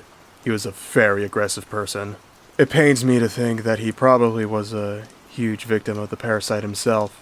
Mike was a science freak, and he kept joking, suggested doing a test to find out what was the difference about the rich. Joel became obsessed with the idea, so Mike started examining the blood with his telescope next to the blood of a homeless man. Isobel pointed out something moving in the principal's blood. It looked a bit like semen, and we began to joke about it. But we noticed something else. It had tiny claws. Mike said it would take him a few days to isolate the thing. When he did, we took it to the school science professor, Mr. Erickson, and he said it was like nothing he had seen before. He sent it on to a lab somewhere in the middle of nowhere. A few months passed and we forgot about it. Then one day, on Mike's way to homeroom, Mr. Erickson stopped him. He said he had gotten a letter from the lab. It began by saying this thing seemed to cause a heightened level of aggression and egocentrism, and whoever got close to it, or in some cases, caused the victim to become extremely submissive. Because of this, nobody could get any scientific information on it. Halfway through, though, the perspective suddenly changed. It said that he'd just gotten some actual results on the thing, and there was nothing to be afraid of. Mike immediately told me. He showed me the letter. I stayed a distance back, just by some instinct. He then started going on about how the letter was probably right, and it was nothing. More scared than ever, I stayed away from Mike for the rest of the day. By the lunch, he had become completely aggressive and even robbed several freshmen. The funny thing is that nobody seemed to resist. This wasn't like Mike, and it wasn't like my school's freshmen. I slipped out of school during lunch and went home immediately. I started Googling some symptoms of what was going on. I found some others, like the scientists that had sent back the letter. First they talked about the horrors of this thing, and some even got some research done, confirming the thing's effects. One fanatic did multiple blood tests and found that there wasn't even one person unaffected. Then they started talking about how they were wrong. I hope I don't end like that. The horrors of the parasite are too much to bear. To think that our society is at the mercy of such a thing. It's awful, and we'll never be rid of it. In fact, I signed up for one of these sites and I got an email just now. You know what it says? We have nothing to worry about. In fact, they boost our immune systems. They're helping us. You're all idiots. Ha! They're a force for good. This brainwashing thing is just stupid. Welcome them. Several medicine companies are manufacturing them in pills now due to the recommendation of the lab we sent this miracle bug to. I recommend that you all take as much of this pill as possible. Our society is perfect. And I should have known. I was an idiot. I was blind. These things are the greatest miracle to ever come to us. And soon you'll feel the marvelous effects of them too. Animal Crossing New Leaf. The 666th copy. Question. But do you know about this game called Animal Crossing New Leaf? If you play Animal Crossing, don't deny it, you played this once. Well, my fair share of New Leaf, but for some reason, the 666th copy of New Leaf was cursed. I was confused how that was and wanted 666th copy to discover for myself. I decided to shrug it off until a few hours later, in which I noticed a New Leaf cartridge that had a red tint to it and a note. The note read, "Hey, I heard you wanted the 666th copy of New Leaf. How do I know? Well, that's my little secret. Anyways, I have cleared my 666th copy of New Leaf for you to enjoy. Anonymous." I wondered how this person knew I wanted to discover a 666th copy of New Leaf, but I replaced the current New Leaf in my DS and replaced it with the 666th copy. That, my friends, was a big mistake. It began with the normal rover scene, but instead there was an island nearby set for me.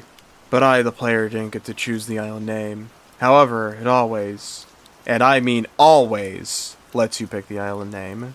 The island name was Torture. Weird name, but okay. I thought then it went to name picking. I chose LD like I normally do. Rover then started to look weird. He turned red and had a mustache on.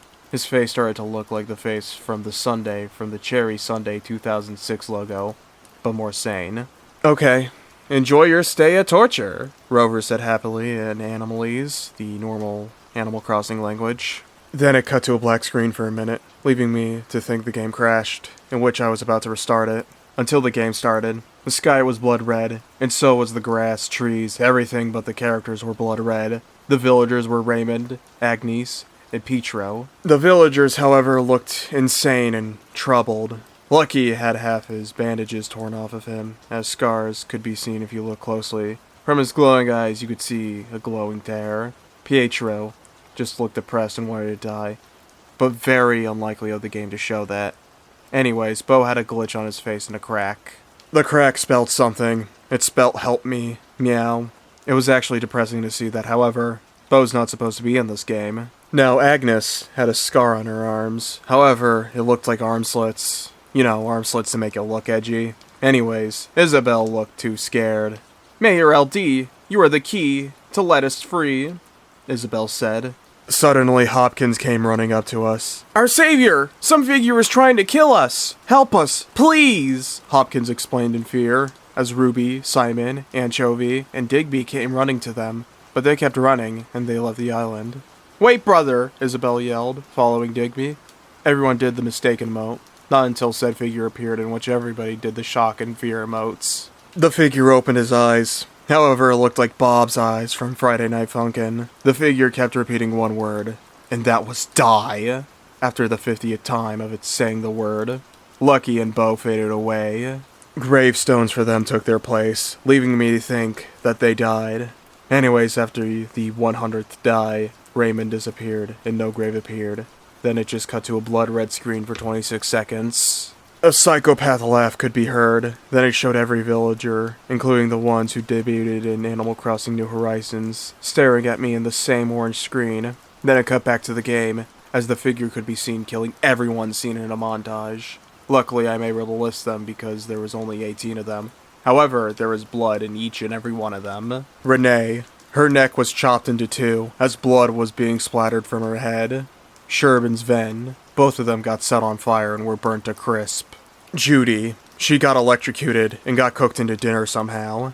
Tangy. Sadly, she was eaten because she was an orange. This one actually made me just want to run into the game and kill the figure so bad.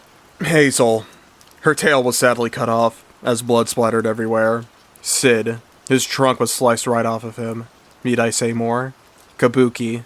Same as Hazel. Graham. Same as Renee. However, it was his head instead. Lolly was... Can I even say this without upsetting my sister? Well, let's just say she became shark food. Francine. Same as Chrissy. Chrissy, her ears got cut off, as said figure ate her ears. Punchy. Same as Chrissy and Francine. Ruby. Same as the one above. Sui. She was cooked into bacon and eaten. Fang, he got turned into an apple and was eaten. Whitney, she got turned into a body pillow, which made me laugh, until she got burnt. Rolled, same as Graham. Moving on, after that, everyone died. The figure revealed himself to be Bob from Friday Night Funkin', in which the Animal Crossing Bob saw the other Bob and panicked. What? I'm not Bob, Bob said while panicking. Bob then disappeared. Then the figure looked at me while laughing. Then it just stopped. I noticed a file on my computer that contained the Bob mod and a note.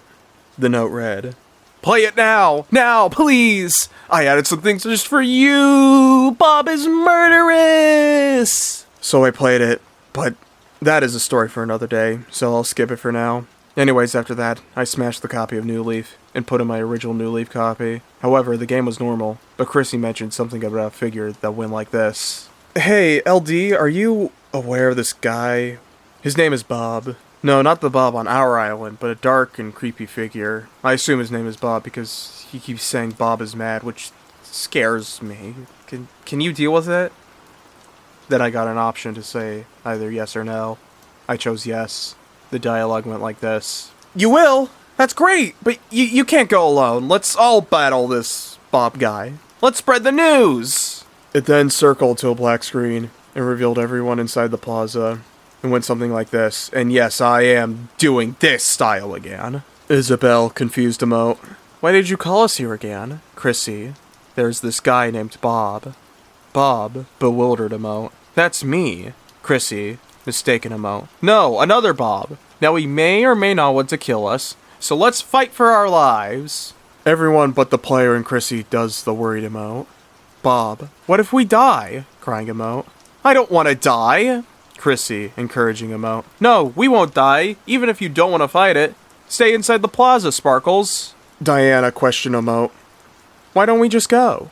Chrissy, approval emote. Okay, let's go. Then after that, it showed Bob from Friday Night Funkin' and every villager, even the Animal Crossing Bob. However, the style turned into a Smash Bros. Style. Then we fought for a while until we won.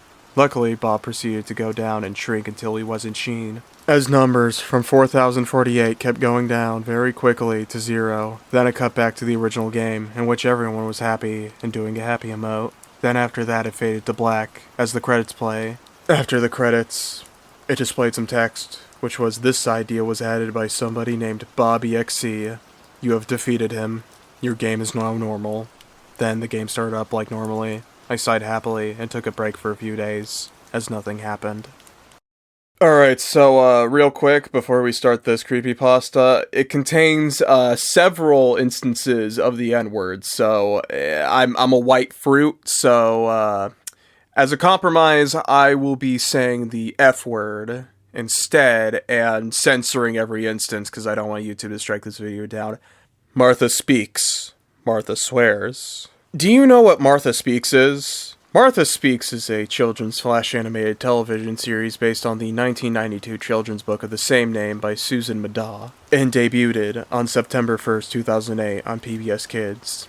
The series was produced by WGBH Boston in collaboration with DHX Media Vancouver for the first 4 seasons, and Oasis Animation for the final 2 seasons of the series. So I was on my Xbox playing Minecraft.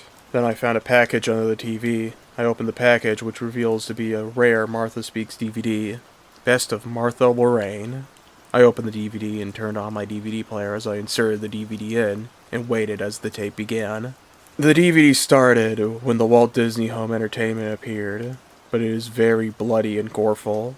And the Jetix logo, but Jay got injured, and the text is bloody red. After the logos, it showed many previews of many Jetix shows, like the Tofus, Witch, Atom, Monster Warriors, Galactic Football, Shuriken School, Team Galaxy, Totally Spies, Grossology, Martin Mystery, Open Star Racers, Puka, Combo Ninos, Monster Buster Club, Kid vs. Cat, Jimmy Two Shoes, Dragon Booster, Battle B Damon, PXG, Digimon Battle Force, Digimon Data Squad, Captain Flamingo, Power Rangers Dino Thunder, Power Rangers SPD, Power Rangers Mystic Force, Power Rangers Operation Overdrive, Power Rangers Jungle Fury, Yin Yang Yo, Get Ed, Super Robot Monkey Team Hyperforce Go, Iggy Arbuckle, Imagination, World of Quest, and much more.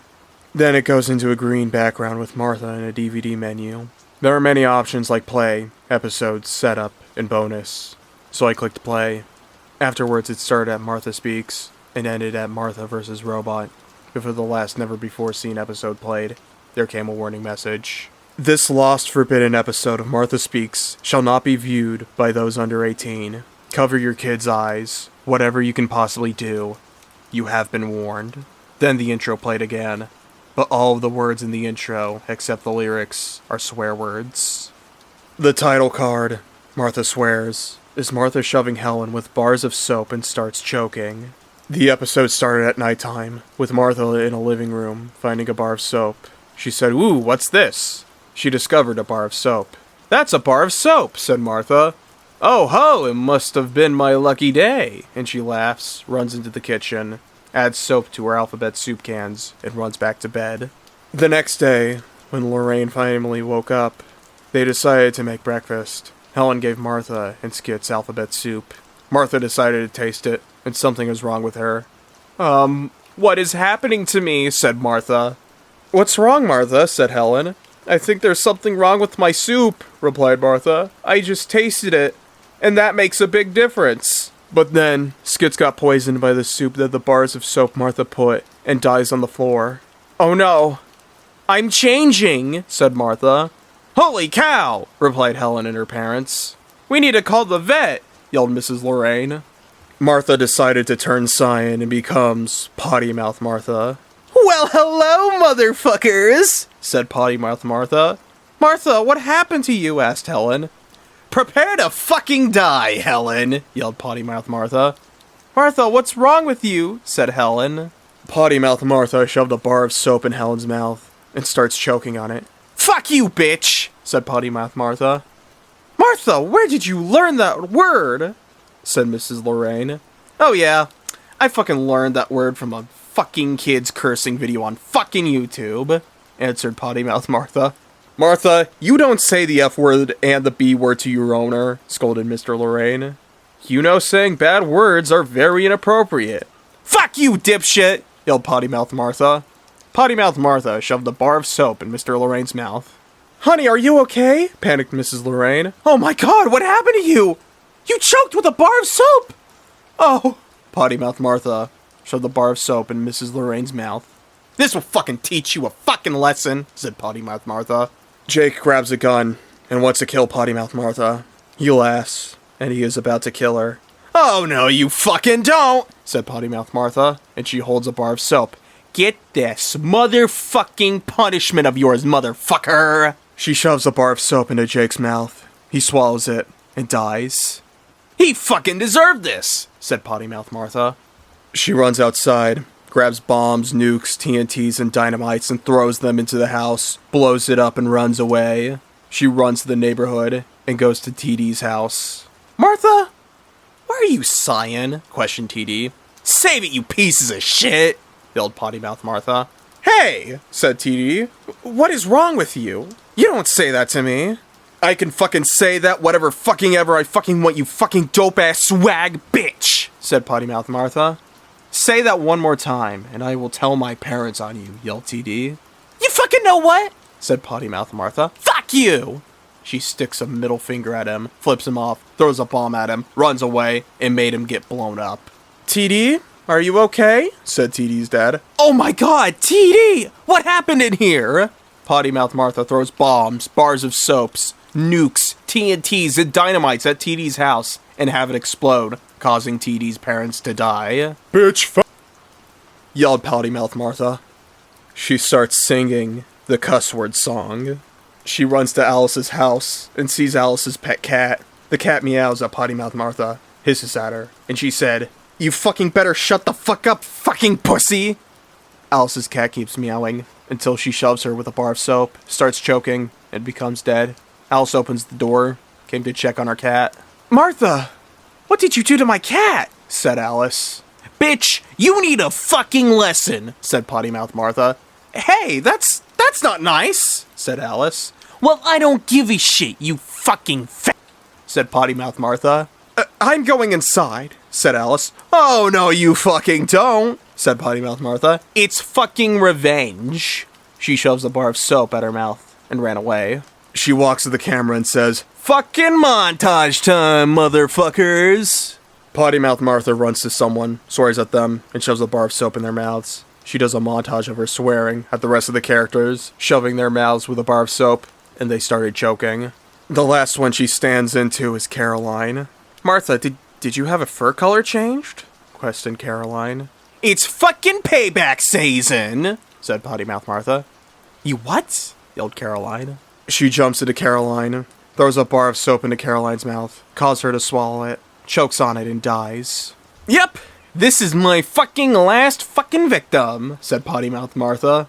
She walks to the camera. Hey, motherfuckers! Potty Mouth Martha greeted in an evil voice. I have fucking gotten fucking rid of fucking everything in my fucking neighborhood as fucking well as my fucking family and my fucking neighbors and my fucking friends to fucking anybody who fucking watched or seen the fucking episode. I fucking know where you fucking live. See you fucking later, you fucking son of a bitch. She kicked the camera. It starts to break, causing the screen to fade to black and the episode to end. The credits soon rolled in, except it was red-toned as disturbing and distressing piano music played while faint screams were heard. The TVO logo got the background black. The text "makes you think" was melted and was bloody red. The red rectangle was lit on fire, and the text TVO was light blue. The Studio B Productions looked like the wallpaper was bloody red. The TV screen was black. The B was bloody red. And the text Studio B Productions and the byline are melted. The Fat Cat logo got severely injured and said, "Please, save yourself from Potty Mouth Martha. They're right after you. Start running." The WGBH Kids logo looked like the logo was bloody red. The characters were blue. The Design Squad sign was orange. And their blood gooping everywhere. Afterwards it fades to black, only for it to fade into Potty Mouth Martha, with text above him reading out, "The blood moon will rise again and wreak havoc." A witch and distorted image of what seemed like Kirk Odd faded into the screen before immediately cutting to black. After that, it fades to black, only for me to faintly hear a retro telephone dial before cutting to a color bar screen, as the tape abruptly ends there with distorted static. I didn't bother watching the static, so I ejected the DVD out, and yeeted it out of my house, and watched it got ran over by a semi-truck. I was far from disbelieving by the look of the DVD. Luckily, I myself had screen recorded the footage on my TV and posted it on my YouTube channel. That night I couldn't sleep due to that heavy mess I've met. Martha swearing brutally, the disturbing, altered versions of both the opening and closing logos, and much more. VeggieTales 1993. I really don't know what to say anymore. There really hasn't been much out of me over the past 3 days because of that horrible experience. Has anyone heard of VeggieTales? I've been a big fan of it ever since I got my first DVD, which was Rack, Shack, and Benny.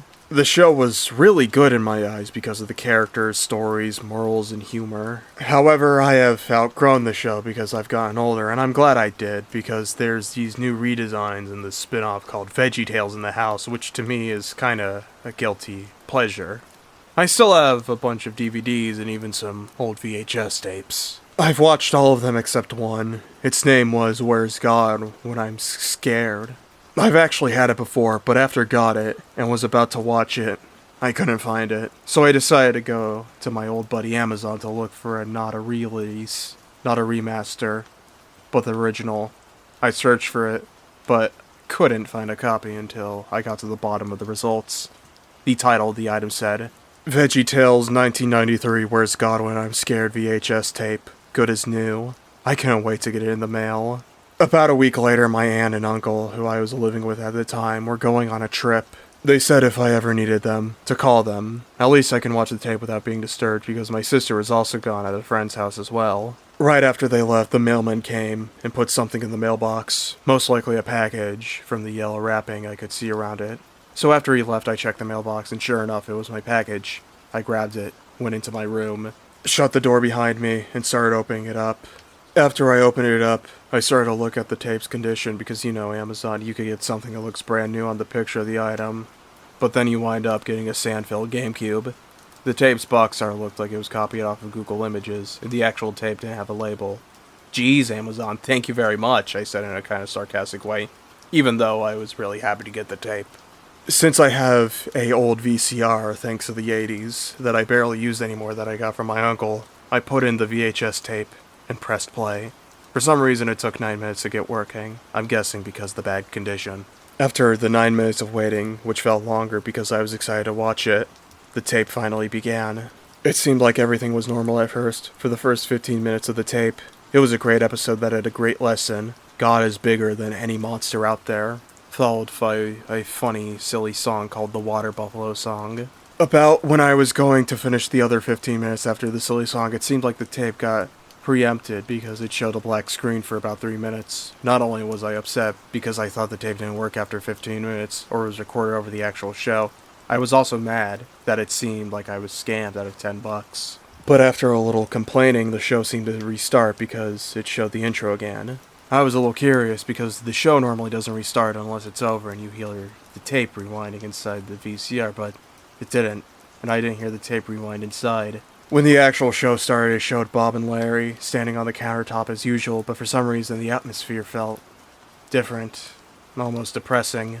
I mean, Bob and Larry were smiling, and the background was bright and colorful, but for some reason it felt depressing. Bob read the letter out loud, and it said, "Dear Bob and Larry, I am a mother of two, and my youngest son died in a car accident last night. His dad fell asleep on the wheel and crashed into a tree. He was fine, but my son was killed. I don't know what to do anymore. I just hope you understand what I've been going through. Michelle." Bob looked really upset with the letter, and Larry didn't say anything clever or funny, which is kind of out of character for him. The show interrupted Bob and Larry before they could say anything. The show started up with Junior watching TV at night in the living room, similar to Where's God When I'm Scared, with the familiar Mom Asparagus saying, "Junior, time for bed." With Junior saying, "Just 4 more minutes!" But he decides to turn off the television and go to his room. He hopped up the stairs and into his room. However, he is extremely scared, even more than he was when watching the TV show. He thought, yeesh, that show is scary, but it isn't real, is it? Junior goes to sleep, and we get treated to his dream/nightmares. There was a lot of flashing colors and shapes with Junior in the dream world just dream. After about 30 seconds, I heard a loud booming voice that sounded like my TV speakers were at 100 volume/%. However, my volume was turned down to 10 volume/%. The voice said, "You are weak, humble, disgraceful, no one!" This part shocked me the most. I was jump scared by the monster that Junior watched on the TV, except it looked more demented. Junior woke up with not a scream, not a cry, but instead a shocked face. It cuts to 2 days later. Bob and Larry were with Mom and Dad Asparagus. The dad said, "Junior hasn't come out of his room in 2 days. Is he sick? Is he coming down with something? Is he injured? We don't know because he never told us." They entered his room. Junior looked a lot worse than from the last time we saw him. He was laying straight on his bed, staring straight up with red, bloodshot eyes, and was drooling out of a gaping mouth. Bob closed his eyes and said, "Junior looks like he's in a really bad condition. This is the first time I've seen Bob this serious." They cut to Junior again, but he was shaking rapidly and started foaming out of the mouth. He seemed like he was crying as well. It cuts to a hospital building, where a doctor that looked like Archibald, he said in his British accent, "Junior hasn't slept in 3 days. He looks like he's shocked, almost in a coma state." His mom said to Junior, "We didn't know you were scared, Junior. You should have told us." This was getting really disturbing and getting uncomfortable to watch. After his mom said that the beeper, the thing that tells you if the heart is still beating and beeps, went flat, Archie then said to them, "I'm sorry, everyone, but Junior is dead." It was really sad. I felt like I was going to cry because Junior was one of my favorite characters in the show. It cuts to a picture of the Asparagus family, with Mom Asparagus crying in the background, while mixed in with the words, "He's gone. I can't bring him back. I can't live like this anymore." Then we see Mom Asparagus in the kitchen, reaching in a medicine cabinet and pulling a bottle of pills. She finishes with the following words, "When you lose someone, you will always feel pain, until you can't feel at all." She opens up the bottle, pours all the pills in her mouth, then passes out. The final image is an image of the Asparagus family. It cuts back to the countertop, where Bob and Larry are even sadder from when they read the letter. Then Bob said in a sad voice, "It's time to talk to Cordy about what we learned today." Cordy didn't work though, and Bob was getting angry at Cordy for not working. He starts bouncing off of Cordy, like a ball, getting more angry every time. Larry even told Bob to stop, or he might get hurt. Bob charged at the computer, and when he hit it, he splattered into pieces of tomato juice and tomato chunks. Larry ran off crying. He then went to the edge of the countertop and said to the audience while staring at the camera in a sad voice, "Remember, kids, God made you special, and He loves you very much. Goodbye." Larry then jumped off the counter, and when he hits the floor, he smashes into pieces. Then the episode ended with no credits, just nothing. This was a very shocking experience for me. I didn't know who made the episode. I don't even know if I was dreaming or not. I couldn't sleep for 2 days. I kept on getting nightmares about the following episode. The next day I decided to email Big Idea, the company that makes VeggieTales, about this strange and disturbing episode. I didn't get a response until 2 weeks later, and the email said, "To whom it concerns, from Big Idea, subject disturbing VeggieTales 1993, Where's God When I'm Scared, replied, We are sorry. We have never made anything as disturbing or demented as you have described for us, but we understand your worry, so we think you should get rid of it and anything else that might worry you. And remember, God made you special and loves you very much." big idea. I took their word for it and threw the tape, along with my VeggieTales DVDs, VHS tapes, and even my Bob and Larry plushies that I've had since I was little, and threw them in the garbage. I tried to tell other people about it, even my closest friends and my aunt and uncle, but they didn't believe me. I was watching the news on TV, and there was a news story about a father and son who was driving last night and crashed into a tree. The father survived with few injuries, but the son died, and the mother was named Michelle. That's strange because there was something similar to the letter that Bob and Larry read. So the next day I decided to take a drive around my home state, Arizona. After a few hours of driving, I found myself at the Grand Canyon. So I parked my car there and went to the edge. I looked down into the rocky floor at the bottom of the canyon. Remember, God made you special, and He loves you very much. Say to those with fearful hearts, be strong, do not fear. Your God will come.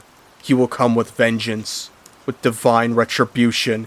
He will come to save you. Isaiah 35:4. Popeye the Sailor Man theory. This is a theory of Popeye the Sailor Man. You know that 30s cartoon? I'm Popeye the Sailor Man. I'm Popeye the Sailor Man. I'm strong to the finch, 'cause I eats me spinach. I'm Popeye the Sailor Man. Popeye's story. Popeye was an Arabic immigrant who moved to Houston, Texas in 1887 with his family.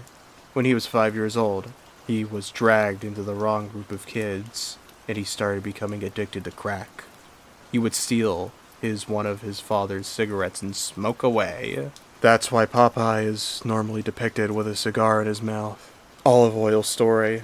Olive Oil was Popeye's mother, but in the show, Olive Oil was Popeye's girlfriend/wife. That's because when he was in middle school, he started having an affair with his mother. Popeye's addiction to crack.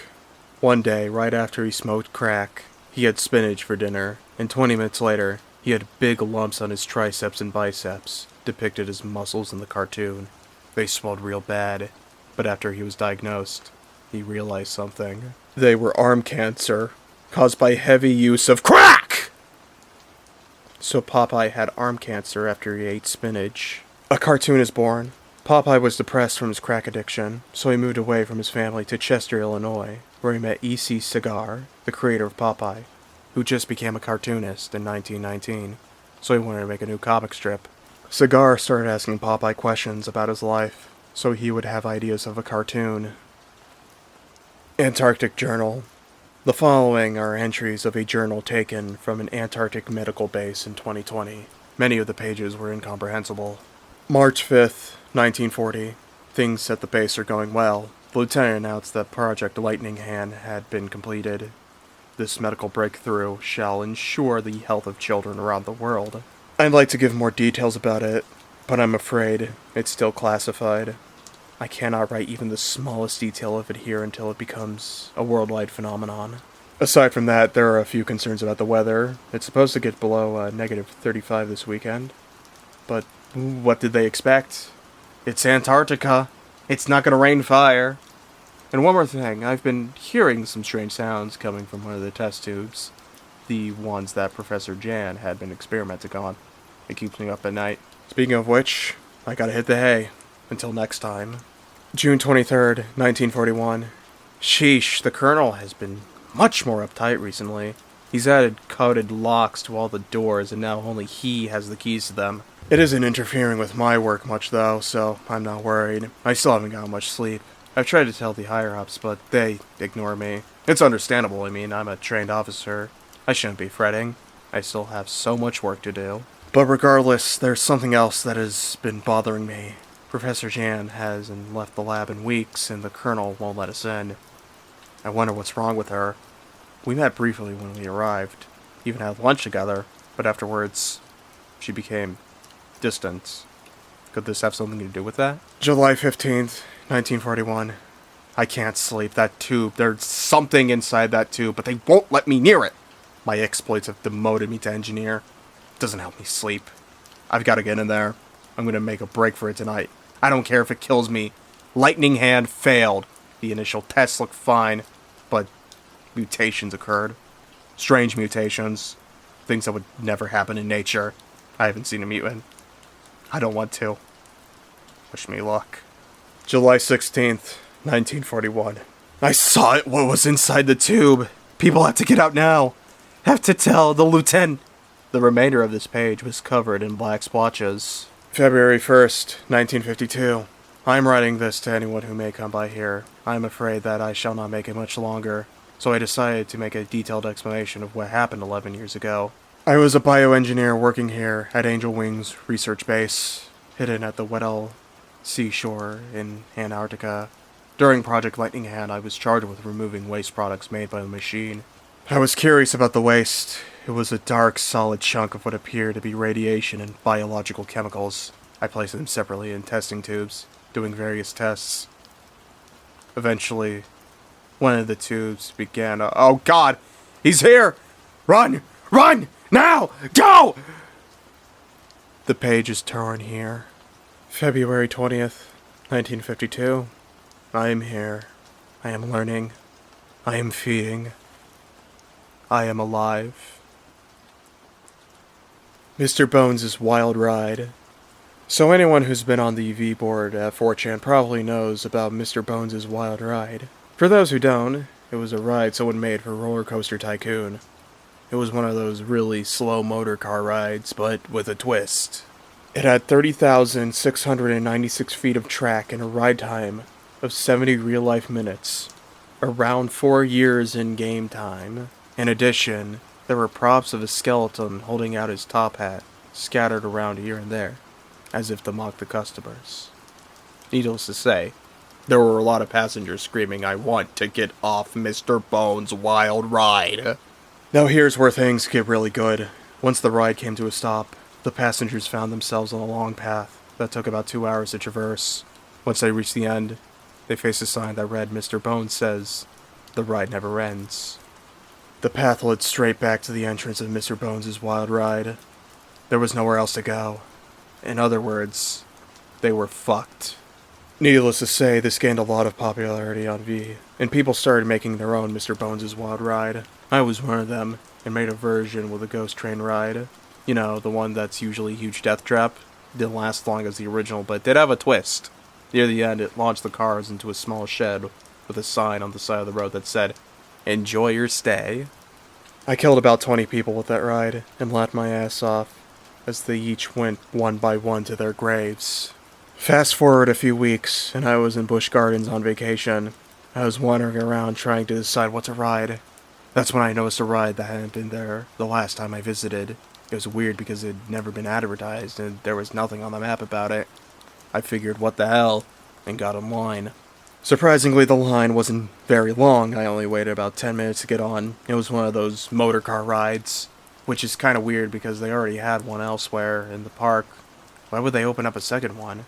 After buckling in, I looked up ahead and froze. There was a giant skeleton up ahead tipping a hat to me with a sign over his head. "No," I whispered. The sign read, "Mr. Bones' Wild Ride." I struggled with my restraints, but they wouldn't come off. I begged the employee controlling the ride to help, saying that I had changed my mind, but he ignored me. My car started moving, and I screamed in terror. Up ahead, the track stretched on for what seemed like forever. I want to get off Mr. Bones' Wild Ride! Maki's Show. Darkness. Maki's Show is a crazy web series made by YouTuber Senior Pello. He is making Maki videos to this day, but there's one he deleted shortly after it was posted. The video was called Maki's Show Darkness, and the thumbnail was just Maki scared and staring at something off screen in a void of darkness. The video started with Maki running in a forest. He said, Kobe? Don't! This is not funny. "Help me!" a voice said, at what sounded like it was turned up to 900% volume. Who's there? "It's me, Gooby!" Gooby was shown, his bones broken except for in his neck. His body was under a huge boulder. Where's Dolan, Gooby? "They got him, Maki!" Who got Dolan? They were the people who escaped out of the prison in the mental hospital on the news, mucky. After he said that, tall skinny figures that wore robes that reminded me of the robe that the Grim Reaper wears grabbed Maki and Gooby. Gooby's legs were stuck under the boulder and they ripped off. Then it showed Maki and Gooby being tossed into a black void, and a pair of huge red eyes appeared out of nowhere. Roar! A pair of needle-like teeth appeared. Maki then grabbed Gooby and ran through the void, chubbing and ducking over and under claws. They made it to a door with a sign that said, "The code is 1234. Maki typed in the code and shut the door and took off the sign. He ran into a locker and put Gooby in the other one, and told him to be quiet. The monster dashed across the hall, but he came back and opened the lockers. But Maki and Gooby were gone. Hey, ugly! Take this! Maki grabbed an axe and tossed it at the monster, and its legs came off, and its arms. They ran outside, but the monster grabbed them with its mouth and ate them. Then it showed a message saying, "You cannot escape darkness." Then my phone crashed, and when I rebooted it, the background was the thumbnail, and I heard a laugh behind me. Bubbing Guppers. I'm gonna make this absolutely clear. I know absolutely nothing about Bubble Guppies. All I know about it is that it's a show on Nick Jr. There are some diverse mermaid fish school children, and a bigger orange goldfish man named Mr. Grouper. That is all I can really say. Seems like a good kid's show. However, I consider showing it to some of my kids at some point, but I don't know when. Sometimes I get really bored and go on those weird websites with a bunch of games on them that they probably didn't ask the developers if they could be included. I still play them. I don't only play games like that, I obviously download the actual games from the actual source. I just go there for fun, from time to time. One day, I went on one of these websites, GameGame.com, to play this dumbass bootleg clone of Kick the Buddy. Off to the side, I saw a game being advertised, with an image of Mr. Grouper from the Bubble Guppies. Strangely, he was accompanied with a purple version of himself, with poorly edited on angry eyebrows over the purple one. The background was a stock underwater cartoon background image. After hovering my mouse over the game icon, I saw the game was titled Bubbing Guppers, though on the front page of Games for Kids on this site, a game titled Woodoku would always be there, with a bunch of other random-ass games. Today it was replaced with this. I clicked because I thought the sheer bootleg aura this gave off was genuinely hilarious, and I needed to see how the game would actually play out. The first thing I saw when clicking on the page was that it apparently had 4.5 stars. Scrolled down and I saw an alternative game icon made with the same background, stock images, and Mr. Grouper alongside his evil twin. I pressed play and the actual title card appeared, a stock image of the Bubble Guppies and Mr. Grouper standing in frame with the words Bubble Guppy, Adventure of Mr. Grouper, and various buttons that looked very different from each other. Play. Options. Sad. Pressing the options button lets you set the controls and lets you, and I quote, flingle the spingle, which does nothing. The sad button made the music cut out for some seconds before an edit of the characters on the title screen with their smiles flipped upside down appeared, before immediately reverting back to normal as the music cut back in. The play button doesn't need to be explained. I pressed play and the game opened up. I was met with what seemed to be some kind of exposition scene. It had text and images that were shown along with the text. One day while Bubble Guppies were happy and everything was good, along with a regular Bubble Guppy stock image featuring all the characters. But then all of a sudden, Mr. Groper's evil twin, named Sir Raporg, kidnapped all Bubble Gups. Image is Mr. Grouper in the corner with a smile edited to be a frown. The previously mentioned Sir Raporg, literally just Mr. Grouper, but purple with angry eyebrows with an evil smile. All of the Bubble Guppies with edited frowns on Raporg's side. All of them were tied together with one big rope. Background is a random background from the show. Now Mr. Grouper must go on a mission to save the Bubble Guppies from the evil grab of Sir Raporg. Once the game finally began, we were in a random free-to-use underwater backdrop that looped very poorly. The enemies are stock images of sharks and hue-shifted Koopas. It has very poorly made platforming segments, and the background music is some random-ass EDM song. There were spikes, wooden spikes. They had the white blocks around them that anybody with any knowledge on poor Photoshop would know that they found a random stock image and poorly cut out the wooden spikes. The hitboxes were abhorrently abysmal. The worst part about the Koopas was that from the way they cut out the Koopa, there was a random hard-to-see black shape from the rest of the image it was cut from, meaning that anytime you see a Koopa, there's a chance you'll die to something that looks as if it merged with the background. Mr. Grouper's hitboxes were also horrible. Even if you found a way you could avoid the weird shape, the hitbox could still fuck you over. The overview of the game was what you would expect, underwater background from before, but purple. Certain points, similar to the Cuphead overworld or the level select screen from the new Super Mario Bros. Games, you could stand on signified new worlds, and they were locked if you hadn't been the level before. The first level was literally just called First Level. I have already explained it. The second level, titled Erupt Fire Volcano Lava, was the same level, but with poorly made power-ups. You would kill an enemy, and they would spawn a random power-up. They were all differently colored projectiles you could shoot, or just health boosts. The enemies in this level were differently colored stock images of skulls with angry eyebrows edited on. The third level, titled Bossing Fight Reporg, does not need to be explained. It's some kind of boss fight against the weird, purple, evil Mr. Grouper guy.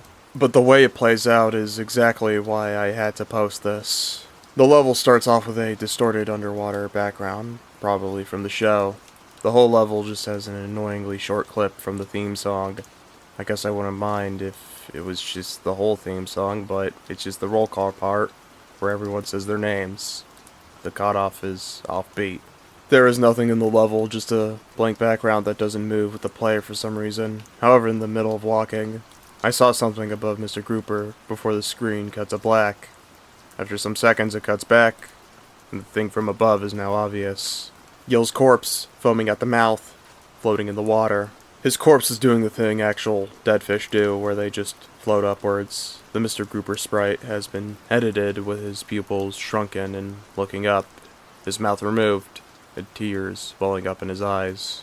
The music in the background was a shit ton of stock screams, layered over each other. The whole level was still just moving to the left.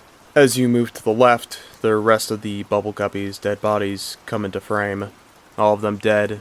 The more you move to the left, the more the screaming audio grows in volume, but it immediately cuts to silence once you reach the end, where someone is waiting for you. Sir Reporg, standing there, staring directly at Mr. Grouper, shitty, edited, angry eyebrows and all. However, once the cutscene starts, he ends up looking genuinely fucking horrifying. By this point, I had put my computer into full screen because I was invested now. How does it feel to fail? Appeared in white text at the bottom of the black screen. In the middle was Sir Reporg, his eyes fused to his mouth, lines going up and down in each one of his pupils, an impossibly big grin, black stains on his eyes, and strange black liquid around them. The screen stays on this image for a long amount of time before cutting to Mr. Grouper. His facial expression is the same from the previous level, except he has a mouth, which is slightly agape. Sir Reporg speaks again. "Oh, what's the matter, brother? Finally noticing me? Noticing me like you never did? I hope you know this is your fault. They are dead because of you ignoring me. You indirectly killed them. You killed them." Mr. Grouper responds. "What have you done?" Sir Reporog speaks again. "What have I done? If it weren't for you and Mother ignoring you, you sick fuck!" Mr. Grouper yells. "They were children! Fucking kids! You murdered fucking children because you got ignored as a kid? If you wanted me to help you out or to make amends, you could have fucking reached me for help! You're my brother! I never hated you! We were fucking brothers! You know I only picked on you as a joke, you asshole! I hate you!" Grouper got on the ground and started sobbing, before suddenly swimming back up. "You took away the people who mattered the most to me! You bastard! You son of a bitch!" And there it is. The people who mattered the most to you. I knew you never viewed me as important. I knew I never mattered. Will you stand up and fight? Or will you perish like a dog? Two options appeared on screen next to the traumatized Mr. Grouper. The first one read fight, and the second one read give up. Here are the events that happen depending on the actions. If you pick fight, you enter a boss fight. "I'm gonna fucking murder you, you rat bastard! I would just love to see you try!" The first thing I noticed was what happened to Mr. Grouper. His face was open, revealing a dark pit that cracked the rest of him open. In the middle of his pit, the words hate could be faintly seen. He also had a pocket knife in his hand. The actual boss fight itself was interesting. The background looked darkened, almost rotted in my opinion. Sir Porg, who had no eyes nor any sockets for some reason, was throwing eyeballs that you had to dodge like bullets, and arms that flew at you like homing missiles, which you stabbed at to make them disappear. Stabbing was the space button. The boss fight's music was 2 repeated notes from a MIDI software with a repeated amen break sample looping. If you lost, you got a screen with an image of Mr. Grouper, now back to normal, dead with his eyes almost rolled to the back of his head. Sir Porg says, "I have more respect for you than I ever had. Goodbye." If you won, this is what played out. Sir Porg is standing there with a knife plunged into his gills. Mr. Grouper is back to normal, with a face filled with pure hatred. Sir Porg, coughing up blood, spews one final sentence out. "I knew you always hated me." He dies there, the eyes in his skull suddenly disappearing, leaving black sockets in place. Mr. Grouper simply floats off screen, with a face that looks very traumatized. Reasonably traumatized. The screen cut to a scene with Mr. Grouper, still covered in purple blood, standing in the empty, darkened cafeteria from the show. Text is above in white that reads, "You won." Probably. Giving up results in Mr. Grouper stabbing himself, dying instantly. Sir Porg swims off screen. After the game's end, you are taken to the title screen. If you give up or lose the boss fight, every character is missing. If you win, Mr. Grouper is now the only character there, his face gone. I don't really know what to say. What this reminds me of most are those old Russian bootleg games, like that one really fucked up Felix the Cat Russian bootleg game with a disturbing game over screen. But also when I went back to the place where the game originally was, it was gone. Wudoku, now there like it usually is. The whole game was gone. I post this because I really want to find this game so I can play it again. It had way too much effort in it for some bootleg cash grab game. So naturally, I want to check it out again. Please contact me if you have any information. Team Umizoomi. Face the demonic Lombax. Note, this will not be narrated by me. It will be narrated by Dave from Ruff Ruff, Tweet, and Dave. Just like Hattie narrated Blaze and the Monster Machines, Blaze and Stripes the Volcano Monster Machines. Do you know the show that aired on Nick Jr. called Team Umizoomi? Well, I will explain to you if you're living under a rock like Patrick Star. It's about 3 tiny superheroes named Millie, Geo, and Bot, and they help kids on different missions. Ruff Ruff, Tweet, my boyfriend Hattie and I were just minding our own business when suddenly a package fell on our hilltop. "What's that?" Ruff Ruff asked. "It's a Team Umizoomi DVD, Tweet exclaimed. "Oh wow," I spoke. "Let me see." The DVD was green with Bot on the cover. Its title was The Best Moments of Bot. Me and my friends decided to watch it, so I brought in a TV. Then I inserted the disc. As I did, my boyfriend Hattie invited our other friends. Jan, Ichigo Hoshimaya, Aina Kazuma, Rei Kazuki, Linny the Guinea Pig, Turtle Tuck, Ming Ming Duckling, Blaze, Darrington, Starla, Zeg, Stripes, Crusher, Pickle, Watts, Pablo, Tasha, Uniqua, Tyrone, Austin, Jewel Sparkles, Jax Attacks 13, Elijah Williams, Rob, Emma, TK, and Orbit. "Hey guys!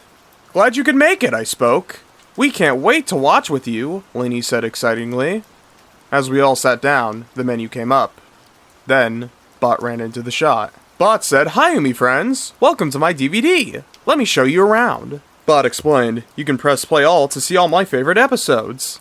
You can press episode selection for which episode you want to watch. You can press special features, or you can press previews to see your favorite team in Umi City behind the scenes. So what are we waiting for? Pick a choice and let's get started." I pressed play all. The episodes in order were The Milkout, Dr. Bot, Cuckoo Bears, Animal Schoolhouse, The Great Shape Race, and Face the Demonic Lombax. I clicked on the 6th episode, and there was a warning that took place in Umi City. And it said, "Warning, we hate to stop the best moments of Bot. It's that this episode was made by Clenny Brown, who was later fired for his gruesome ideas. This episode will have violence, fire, mental breakdowns, and sacrifice. So get some tissues in case you cry, and different things that make you happy. Then let the fun with Bot begin. Viewer discretion is advised." "That's just great," Ming Ming groaned. "Don't worry, Ming Ming. I'm sure there won't be blood in this," Lindy reassured. Then the intro began. The sky was light pink. Millie, Geo, and Bot didn't mind as they kept doing the intro. After the intro, The screen faded to Millie, Geo, Bot, and Yumakar, looking at the camera as they read some of their favorite books. Hi, we're Team Umizoomi, Bot spoke. We're just reading some books, Millie said. Do you like reading? There was a pause for 5 seconds. Us too, Geo spoke. Team Umizoomi kept reading when a mysterious figure teleported into the shot. It was Lombax, the Hound of Music.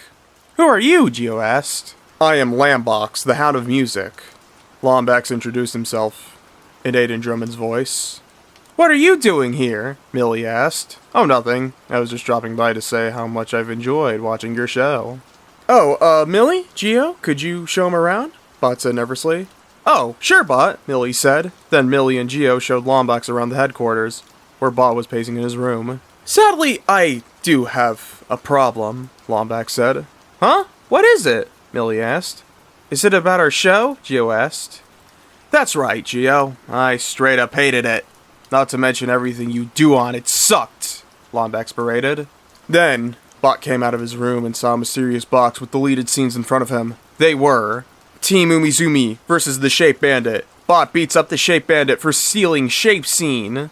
The Boy with the Dragon Skateboard. Team Umizoomi Death Scene. Millie saves the day. Death Scene for Millie. Dr. Bot. Bot gets electrocuted. Unaired episode, Team Umizoomi sues McDonald's. What? Bot exclaimed. Lombax found our deleted clips. Lombax, you better not show those deleted clips, Millie said angrily. Too bad, Lombax berated. Behold! The deleted scene shows Millie, Geo, and Bot mad at the Shape Bandit. The Shape Bandit then explains why he's taking shapes all day, so he can build a house for him to live in. But then, Bot said angrily, Is that why? The Shape Bandit was about to say something, but Bot started to beat him up, leaving Millie and Geo shocked and scared. You son of a bitch! Bot boomed. Then, the first deleted clip ended, and the audience meter went from 100% to 80%. How could you? Geo angrily shouted. Oh wait, there's more, Lombax said. Then the deleted scene showed Millie, Geo, and Bot riding the roller coaster with a dragon skateboard. But the problem was, they were going too fast and fell off, causing them to die. Then the second deleted scene ended, and the audience meter went from 80 to 61. This is not good, Millie muttered. Then the third deleted scene showed Millie on the waterfall, on the leaf she was using as a surfboard. But the waterfall flowed too fast, causing Millie to face a very excruciating death. Then the third deleted scene ended as the audience meter went from 61 to 40. Stop it! Bot shouted. Oh, don't worry, you'll be fine, Lob Max sarcastically reassured. Not! Then the fourth deleted scene showed Bot as a doctor, Millie and Geo going up a hill to avoid some strong sprinklers. But then, suddenly Bot got electrocuted by one of them, causing him to die as Millie and Geo mourn his loss. Then the fourth deleted scene ended as the audience meter dropped from 40 to 10%. Oh no, the last deleted scene, Millie said in fear. As for the fifth deleted scene, Team Umizoomi, disguised as the evil Matt team, killed the workers in McDonald's and later blows it up with a pipe bomb. Then the fifth and final scene ended. What have you done? Millie said while angry. How could you do this to us? Geo boomed. You're even worse than Fox from Hazbin Hotel, Bot berated. Wait, how does Bot know who Fox is? Wasn't Hazbin Hotel made way after the cancellation of Team Umizoomi? Well, guess what? I don't care. Your show was pure torture, and your friends were all garbage. Now that that's done with, time to say goodbye to your remaining fans, Team Umizoomi, Lombax said. Then the audience meter dropped from 10% to 0%. No! Team Umizoomi cried. Yes, your show is finally getting what it deserves. Now, time for the grand finale, Lombax cheered. Then the crack that causes the fountain headquarters cracked the headquarters as everything was shaking and Umi City started to collapse and started to be on fire. Uh-oh. We're doomed, Bot said sadly. Not yet, Bot. Not yet, Geo said. What do you mean? Bot asked. There is still one thing Geo and I can do, Millie said. There was silence for 10 seconds. Until Millie revealed to Bot, Geo and I are going to sacrifice ourselves for you. What? Bot exclaimed. But you're my friends. I'm sorry, Bot, but it's the least we can do, Millie sadly said. Then Millie and Geo followed Bot to the door of Fountain headquarters. Ready, Bot? Geo asked. No, I don't want you to die, Bot whimpered. Don't worry, Bot. You'll be fine, Geo said reassuringly. I bet you'll be a great hero, even if we die. We're gonna throw you, Millie said. Remember us, okay? Then Millie and Geo threw Bot out of the Fountain headquarters, as Lombax threw a nuke at Fountain headquarters. Good thing Bot made it out alive. Thank goodness! As Bot got out, Bot noticed that Millie and Geo weren't there with him. Millie! Geo! No! Bot screamed. Bot tried to save them, but it was too late. Umi City collapsed, Fountain headquarters was done for, and Millie and Geo were gone. God, no, Bot said in disbelief. Bot got on his knees as tears streamed down his face. Why? Why? Why? Bot exclaimed. Then Bot started crying violently, but his crying sounded realistic. The Jax Attacks 13 crew was also very sad along with the Wonder Pets as they came into shot. Damn, this sucks, Jax Attacks 13 said. Yeah, Umi City collapsed, Elijah said. This is even worse than the original shaft on Umi City, Jewel Sparkles groaned. Boyfriend went over to Bot to try and comfort him. Hey, listen, it's okay, Boyfriend nearly said. Don't touch me! Bot screamed while crying as he slapped Boyfriend's hand away from him. Then Bot's green heart broke as his screams mixed with his cries. Come on, let's take Bot to Jax Attacks 13 City where he can be safe, Jax Attacks 13 said to his crew. And we'll take Bot there in the flyboat, Lenny said. The Jax Attacks 13 crew went back to Jax Attacks 13 City through a portal as the Wonder Pets and Bot hopped in the flyboat and flew off. As they were flying, Lenny said to Bot, I'm really sorry about Millie and Geo, Bot. Yeah, they meant so much to you, Tuck replied. A very depressing but noble sacrifice of them, Ming Ming said. As they all arrived at Jax Attacks 13 City, Bot got off the flyboat along with the Wonder Pets. But then Bot went through some flashbacks of when he wasn't there to save Millie and Geo. As he did, Bot curled into a ball, hugged his knees, and rocked himself back and forth. Hey, listen to me, Jax Attacks 13 said to Bot while cupping his shoulders gently. Bot looked at Jax Attacks 13. His eyes were bloodshot from crying, and his face tear-stained. You're safe here, Bot. Safe from the Lombax. Safe from all the danger, Jax Attacks 13 whispered reassuringly. Promise? Bot stuttered. Promise, Jax Attacks 13 replied. Then it was time for bed in Jax Attacks 13 City as the Jax Attacks 13 crew and the Wonder Pets went to their rooms. As Jax Attacks 13 was about to go to bed, Bot hesitantly held out his hand. Yes, Jax Attacks 13 asked. Can I stay with you tonight? Bot asked. Sure, Jax Attacks 13 replied. Then Jax Attacks 13 and Bot both entered Jax Attacks 13's room as Jax Attacks 13 tucked himself and Bot into bed. Thank you, Jax Attacks 13. Good night. I love you, Bot whispered. I love you too, Jax Attacks 13 whispered back. Then Bot fell asleep in Jax Attacks 13's arm as Jax Attacks 13 cuddled him. And then the screen faded to black. Then the credits came up, but the background was black, and the music, The Climb by Miley Cyrus, was playing in the background. It went over to the Curious Pictures logo, but he was holding a picture of Bot, meaning that he also felt bad for him. Then the Nick Jr. Frogs from 2009 came up, but instead of croaking, they were also holding a picture of Bot. Then the Nickelodeon logo from 2014 went up, but he was doing the same thing as Curious Pictures and the Nick Jr. Frogs. Then the screen faded to black again as the pots back up to the menu. Oh my god, Tweet whispered. That was the saddest episode ever, Ruff Ruff said. All of our other friends also agreed. It was so sad, in fact, that my boyfriend Hattie started to sob a lot. So I held Hattie in my arms and gave him a tender kiss on the cheek, and Hattie buried his face on my chest. Our other friends also hugged Hattie close. Bob, Emma, TK, and Orbit took out the DVD and put it in the trash. Hattie, my fiancé, could never see Team Umizoomi again after what Lombax, the Hound of Music, did to them. The end. A night in Greenville. It was a normal summer night in the town of Greenville, when a young boy named Andre heard a strange noise. It intrigued him. This is Andre's story. Mom, I don't want to go to bed, though, Andre told his mother. It is late, Andre, and you need to sleep.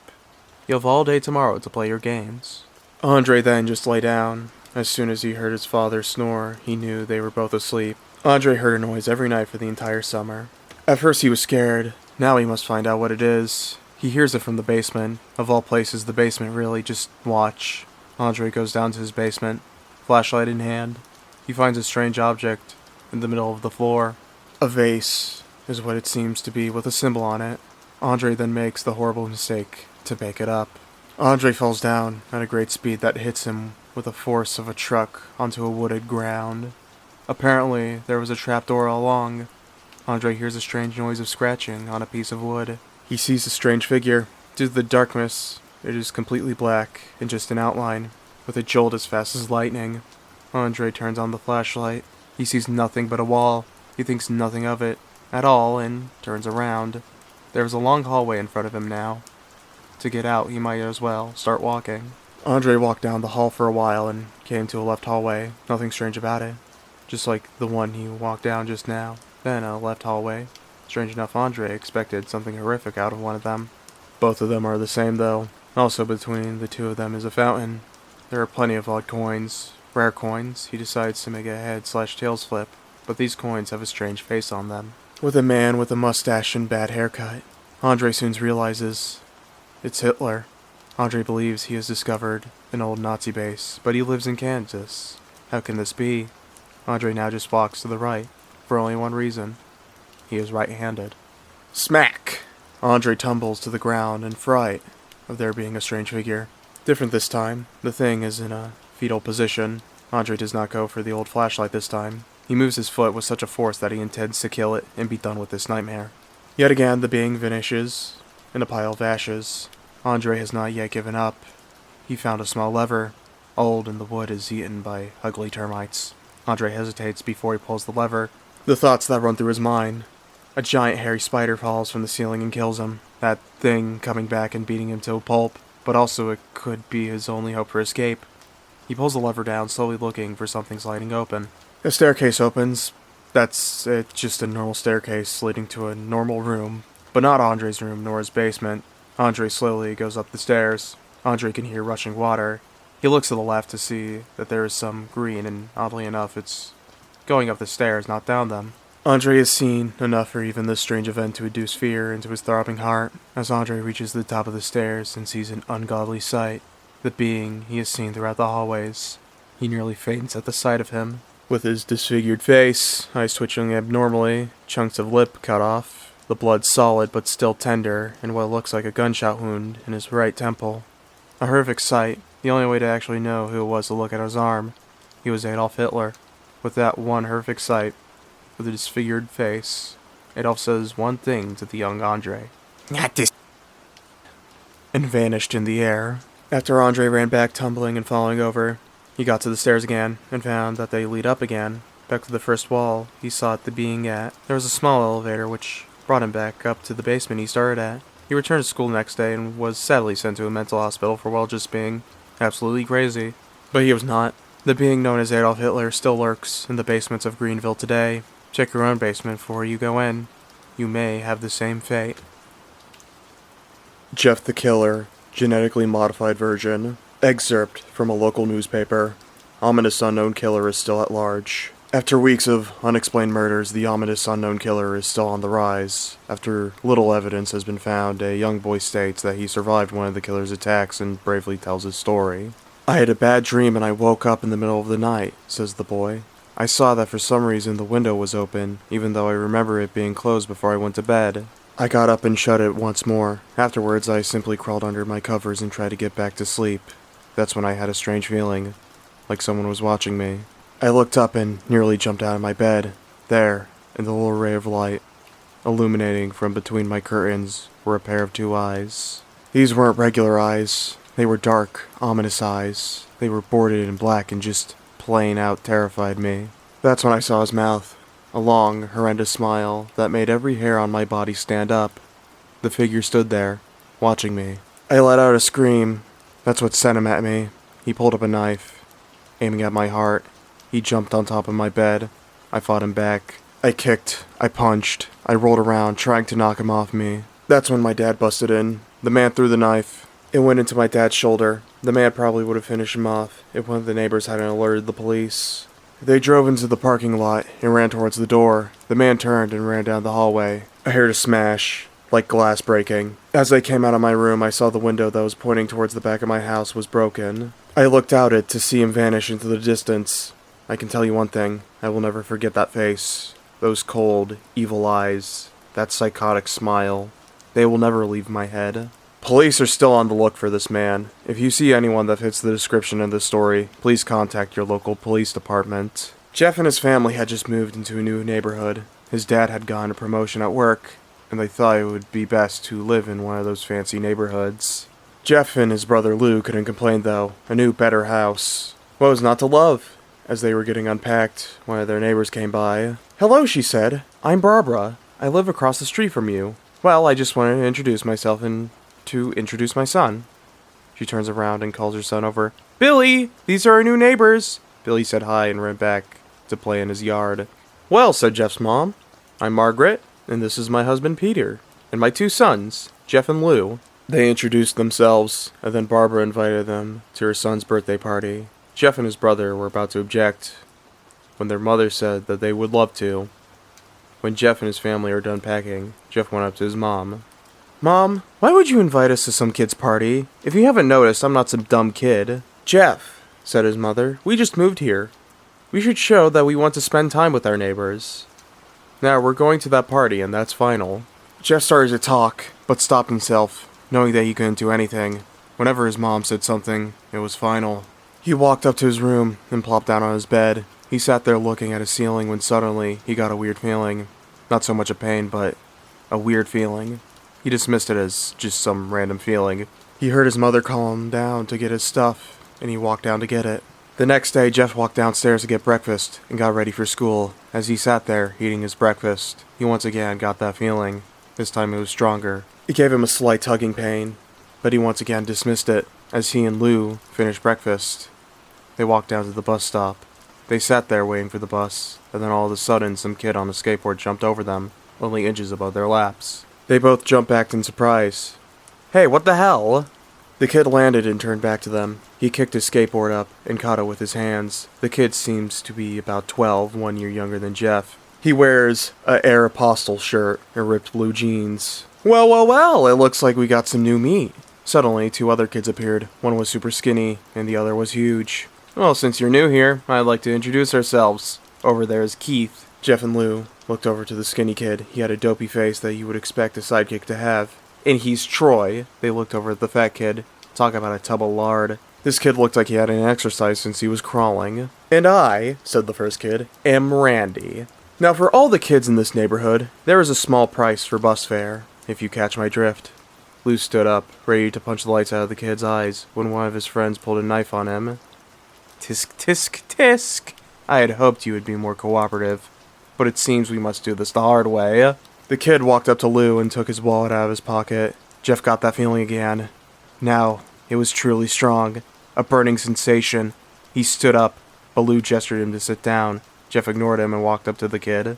"Listen here, you little punk. Give back my bro's wallet or else." Randy put the wallet in his pocket and pulled out his own knife. "Oh, and what will you do?" Just as he finished the sentence, Jeff popped the kid in the nose. As Randy reached for his face, Jeff grabbed the kid's wrist and broke it. Randy screamed, and Jeff grabbed the knife from his hand. Troy and Keith rushed Jeff, but Jeff was too quick. He threw Randy to the ground. Keith lashed out at him, but Jeff ducked and stabbed him in the arm. Keith dropped his knife and fell to the ground screaming. Troy rushed him too, but Jeff didn't even need the knife. He just punched Troy straight in the stomach and Troy went down. As he fell, he puked all over.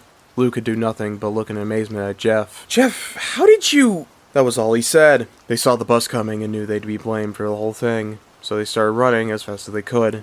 As they ran, they looked back and saw the bus driver rushing over to Randy and the others. As Jeff and Lou made it to school, they didn't dare tell what happened. All they did was sit and listen. Lou just thought of this as his brother beating up a few kids, but Jeff knew it was more. It was something scary. As he got that feeling, he felt how powerful it was, the urge to just hurt someone. He didn't like how it sounded, but he couldn't help feeling happy. He felt that strange feeling go away and stay away for the entire day of school. Even as he walked home to do the whole thing near the bus stop, and how now he probably wouldn't be taking the bus anymore. He felt happy. When he got home, his parents asked him how his day was, and he said, in a somewhat ominous voice, "It was a wonderful day." Next morning, he heard a knock at his front door. He walked down to find 2 police officers at the door, his mother looking back at him with an angry look. "Jeff, these officers tell me that you attacked 3 kids. That it wasn't regular fighting, and that they were stabbed. Stabbed, son!" Jeff's gaze fell to the floor, showing his mother that it was true. "Mom, they were the ones who pulled the knives on me and Lou." "Son," said one of the cops, "we found 3 kids, 2 stabbed, 1 having a bruise on his stomach, and we have witnesses proving that you fled the scene. Now what does that tell us?" Jeff knew it was no use. He could say him and Lou had been attacked, but then there was no proof it was not them who attacked first. They couldn't say that they weren't fleeing because, truth be told, they were, so Jeff couldn't defend himself for Lou. "Son, call down your brother." Jeff couldn't do it since it was him who beat up all the kids. "Sir, it was me. I was the one who beat up the kids. Lou tried to hold me back, but he couldn't stop me." The cop looked at his partner, and they both nod. "Well, kid, looks like a year in juvie." "Wait!" says Lou. They all looked up to see him holding a knife. The officers pulled their guns and locked them on Lou. "It was me. I beat up those little punks. Have the marks to prove it." He lifted up his sleeves to reveal cuts and bruises, as if he was in a struggle. "Son, just put the knife down," said the officer. Lou held up the knife and dropped it to the ground. He put his hands up and walked over to the cops. "No, Lou, it was me! I did it!" Jeff had tears running down his face. Poor bro. Trying to take the blame for what I did. Well, take me away." The police led Lou out to the patrol car. "Lou, tell them it was me! Tell them! I was the one who beat up those kids!" Jeff's mother put her hands on his shoulders. "Jeff, please, you don't have to lie. We know it's Lou. You can stop." Jeff watched helplessly as the cop car speeds off with Lou inside. A few minutes later, Jeff's dad pulled into the driveway, seeing Jeff's face and knowing something was wrong.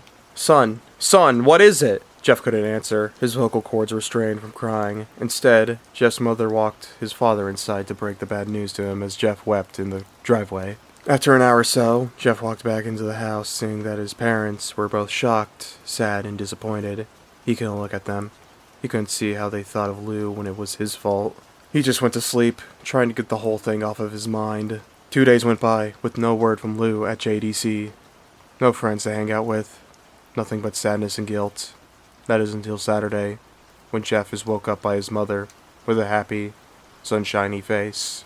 "Jeff, it's the day!" she said as she opened up the curtains and let light flood into his room. What's today?" asked Jeff as he stirs awake. Why, it's Billy's party! He was now fully awake. "Mom, you're joking, right? You don't expect me to go to some kid's party after..." There was a long pause. "Jeff, we both know what happened. I think this party could be the thing that brightens up the past days. Now get dressed." Jeff's mother walked out of the room and downstairs to get ready herself. He fought himself to get up. He picked out a random shirt and a pair of jeans and walked downstairs. He saw his mother and father all dressed up. His mother in her dress, and his father in a suit. He thought why they would ever wear such fancy clothes to a kid's party. "Son, is that all you're going to wear?" said Jeff's mom. "Better than wearing too much," he said. His mother pushed down the feeling to yell at him, and hid it with a smile.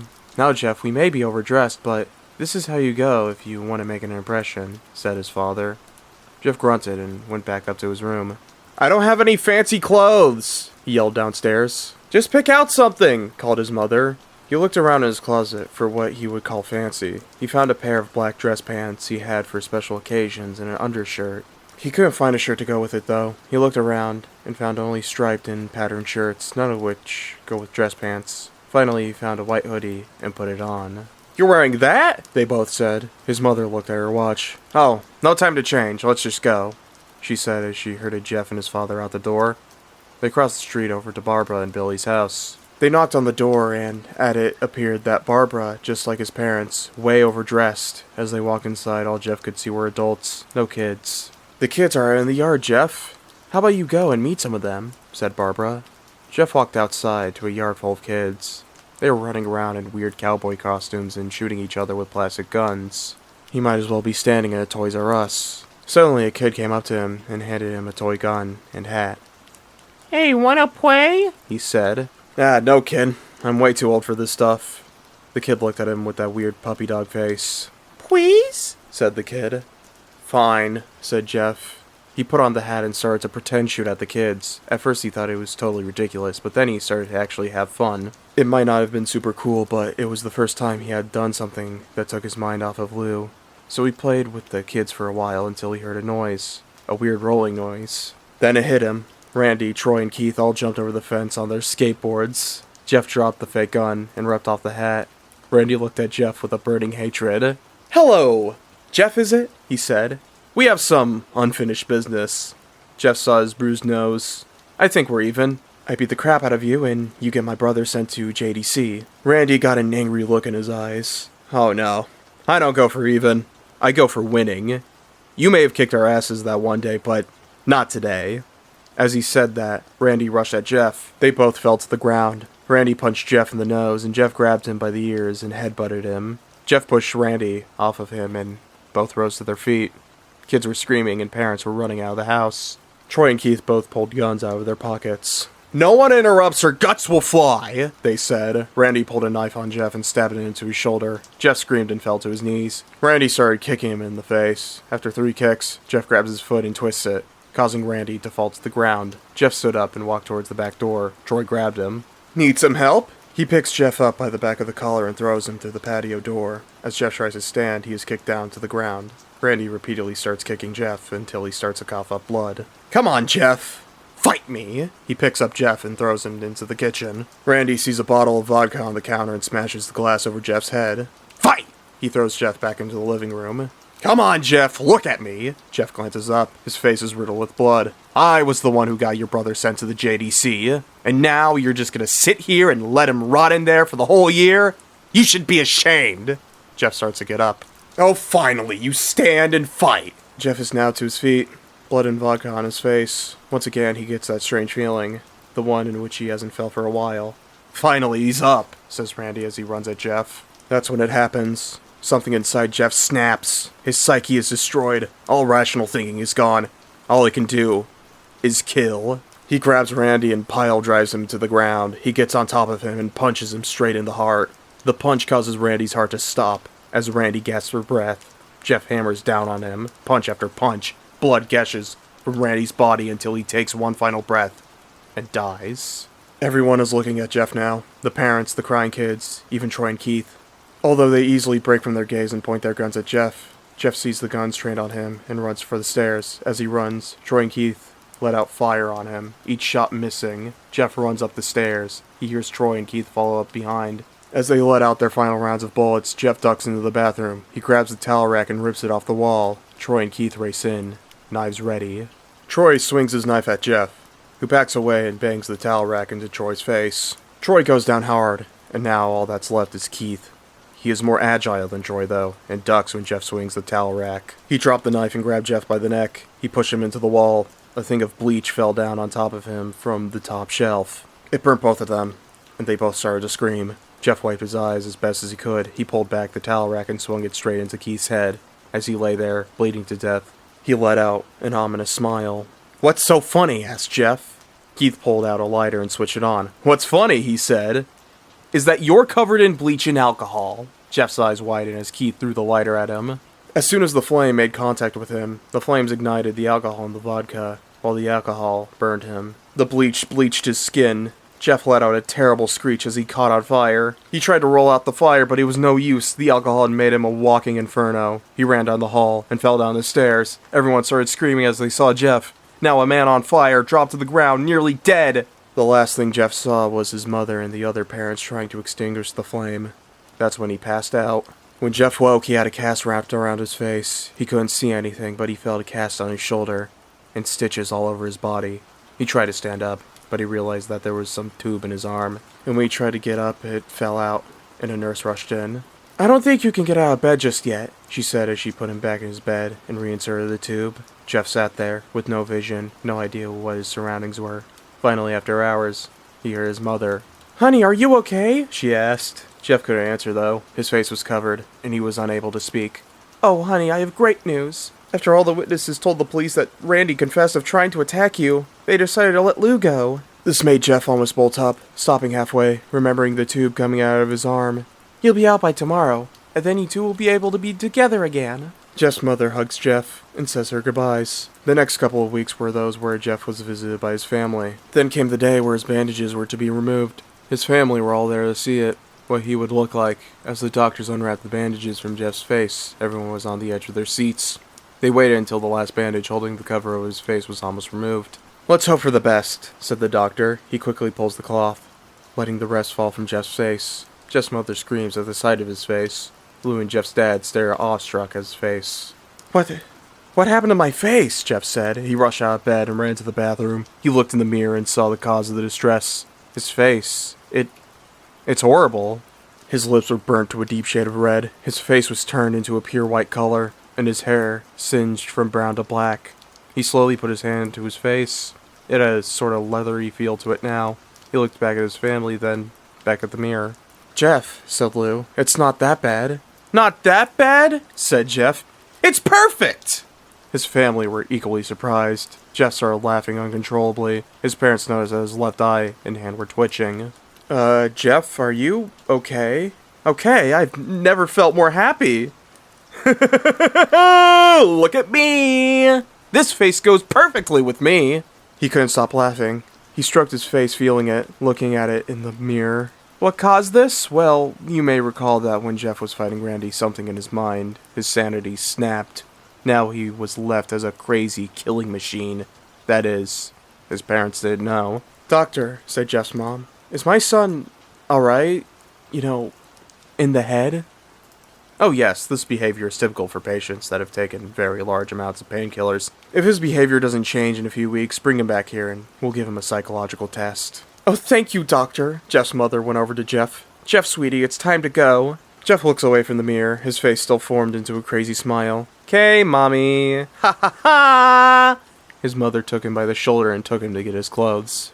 "This is what came in," said the lady at the desk. Jeff's mom looked down to see the black dress, pants, and white hoodie her son wore. Now they were clean of blood, and now stitched together. Jeff's mother led him to his room and made him put his clothes on. Then they left, not knowing that this was their final day of life. Later that night, Jeff's mother woke to a sound coming from the bathroom. It sounded as if someone was crying. She slowly walked over to see what it was. When she looked in the bathroom, she saw a horrendous sight. Jeff had taken a knife and carved a smile into his cheeks. "Jeff, what are you doing?" asked his mother. Jeff looked over to his mother. "I couldn't keep smiling, Mommy. It hurt after a while.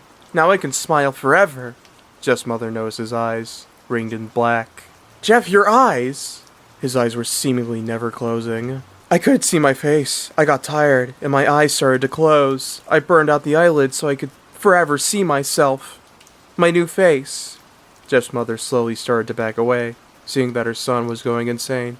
"What's wrong, Mommy?" Aren't I beautiful? "Yes, son," she said. "Yes, you are. Let me go get Daddy, so he can see your face." She ran into the room and shook Jeff's dad from his sleep. "Honey, get the gun. She stopped as she saw Jeff in the doorway, holding a knife. "Mommy, you lied." That's the last thing they hear as Jeff rushes them with the knife, gutting both of them. His brother Lou woke up, startled by some noise. He didn't hear anything else, so he just shut his eyes and tried to go back to sleep. As he was on the border of slumber, he got the strangest feeling that someone was watching him. He looked up before Jeff's hand covered his mouth. He slowly raised the knife, ready to plunge it into Lou. Lou thrashed here and there, trying to escape Jeff's grip. "Shh," Jeff said. "I'm going to Jeff the kill you."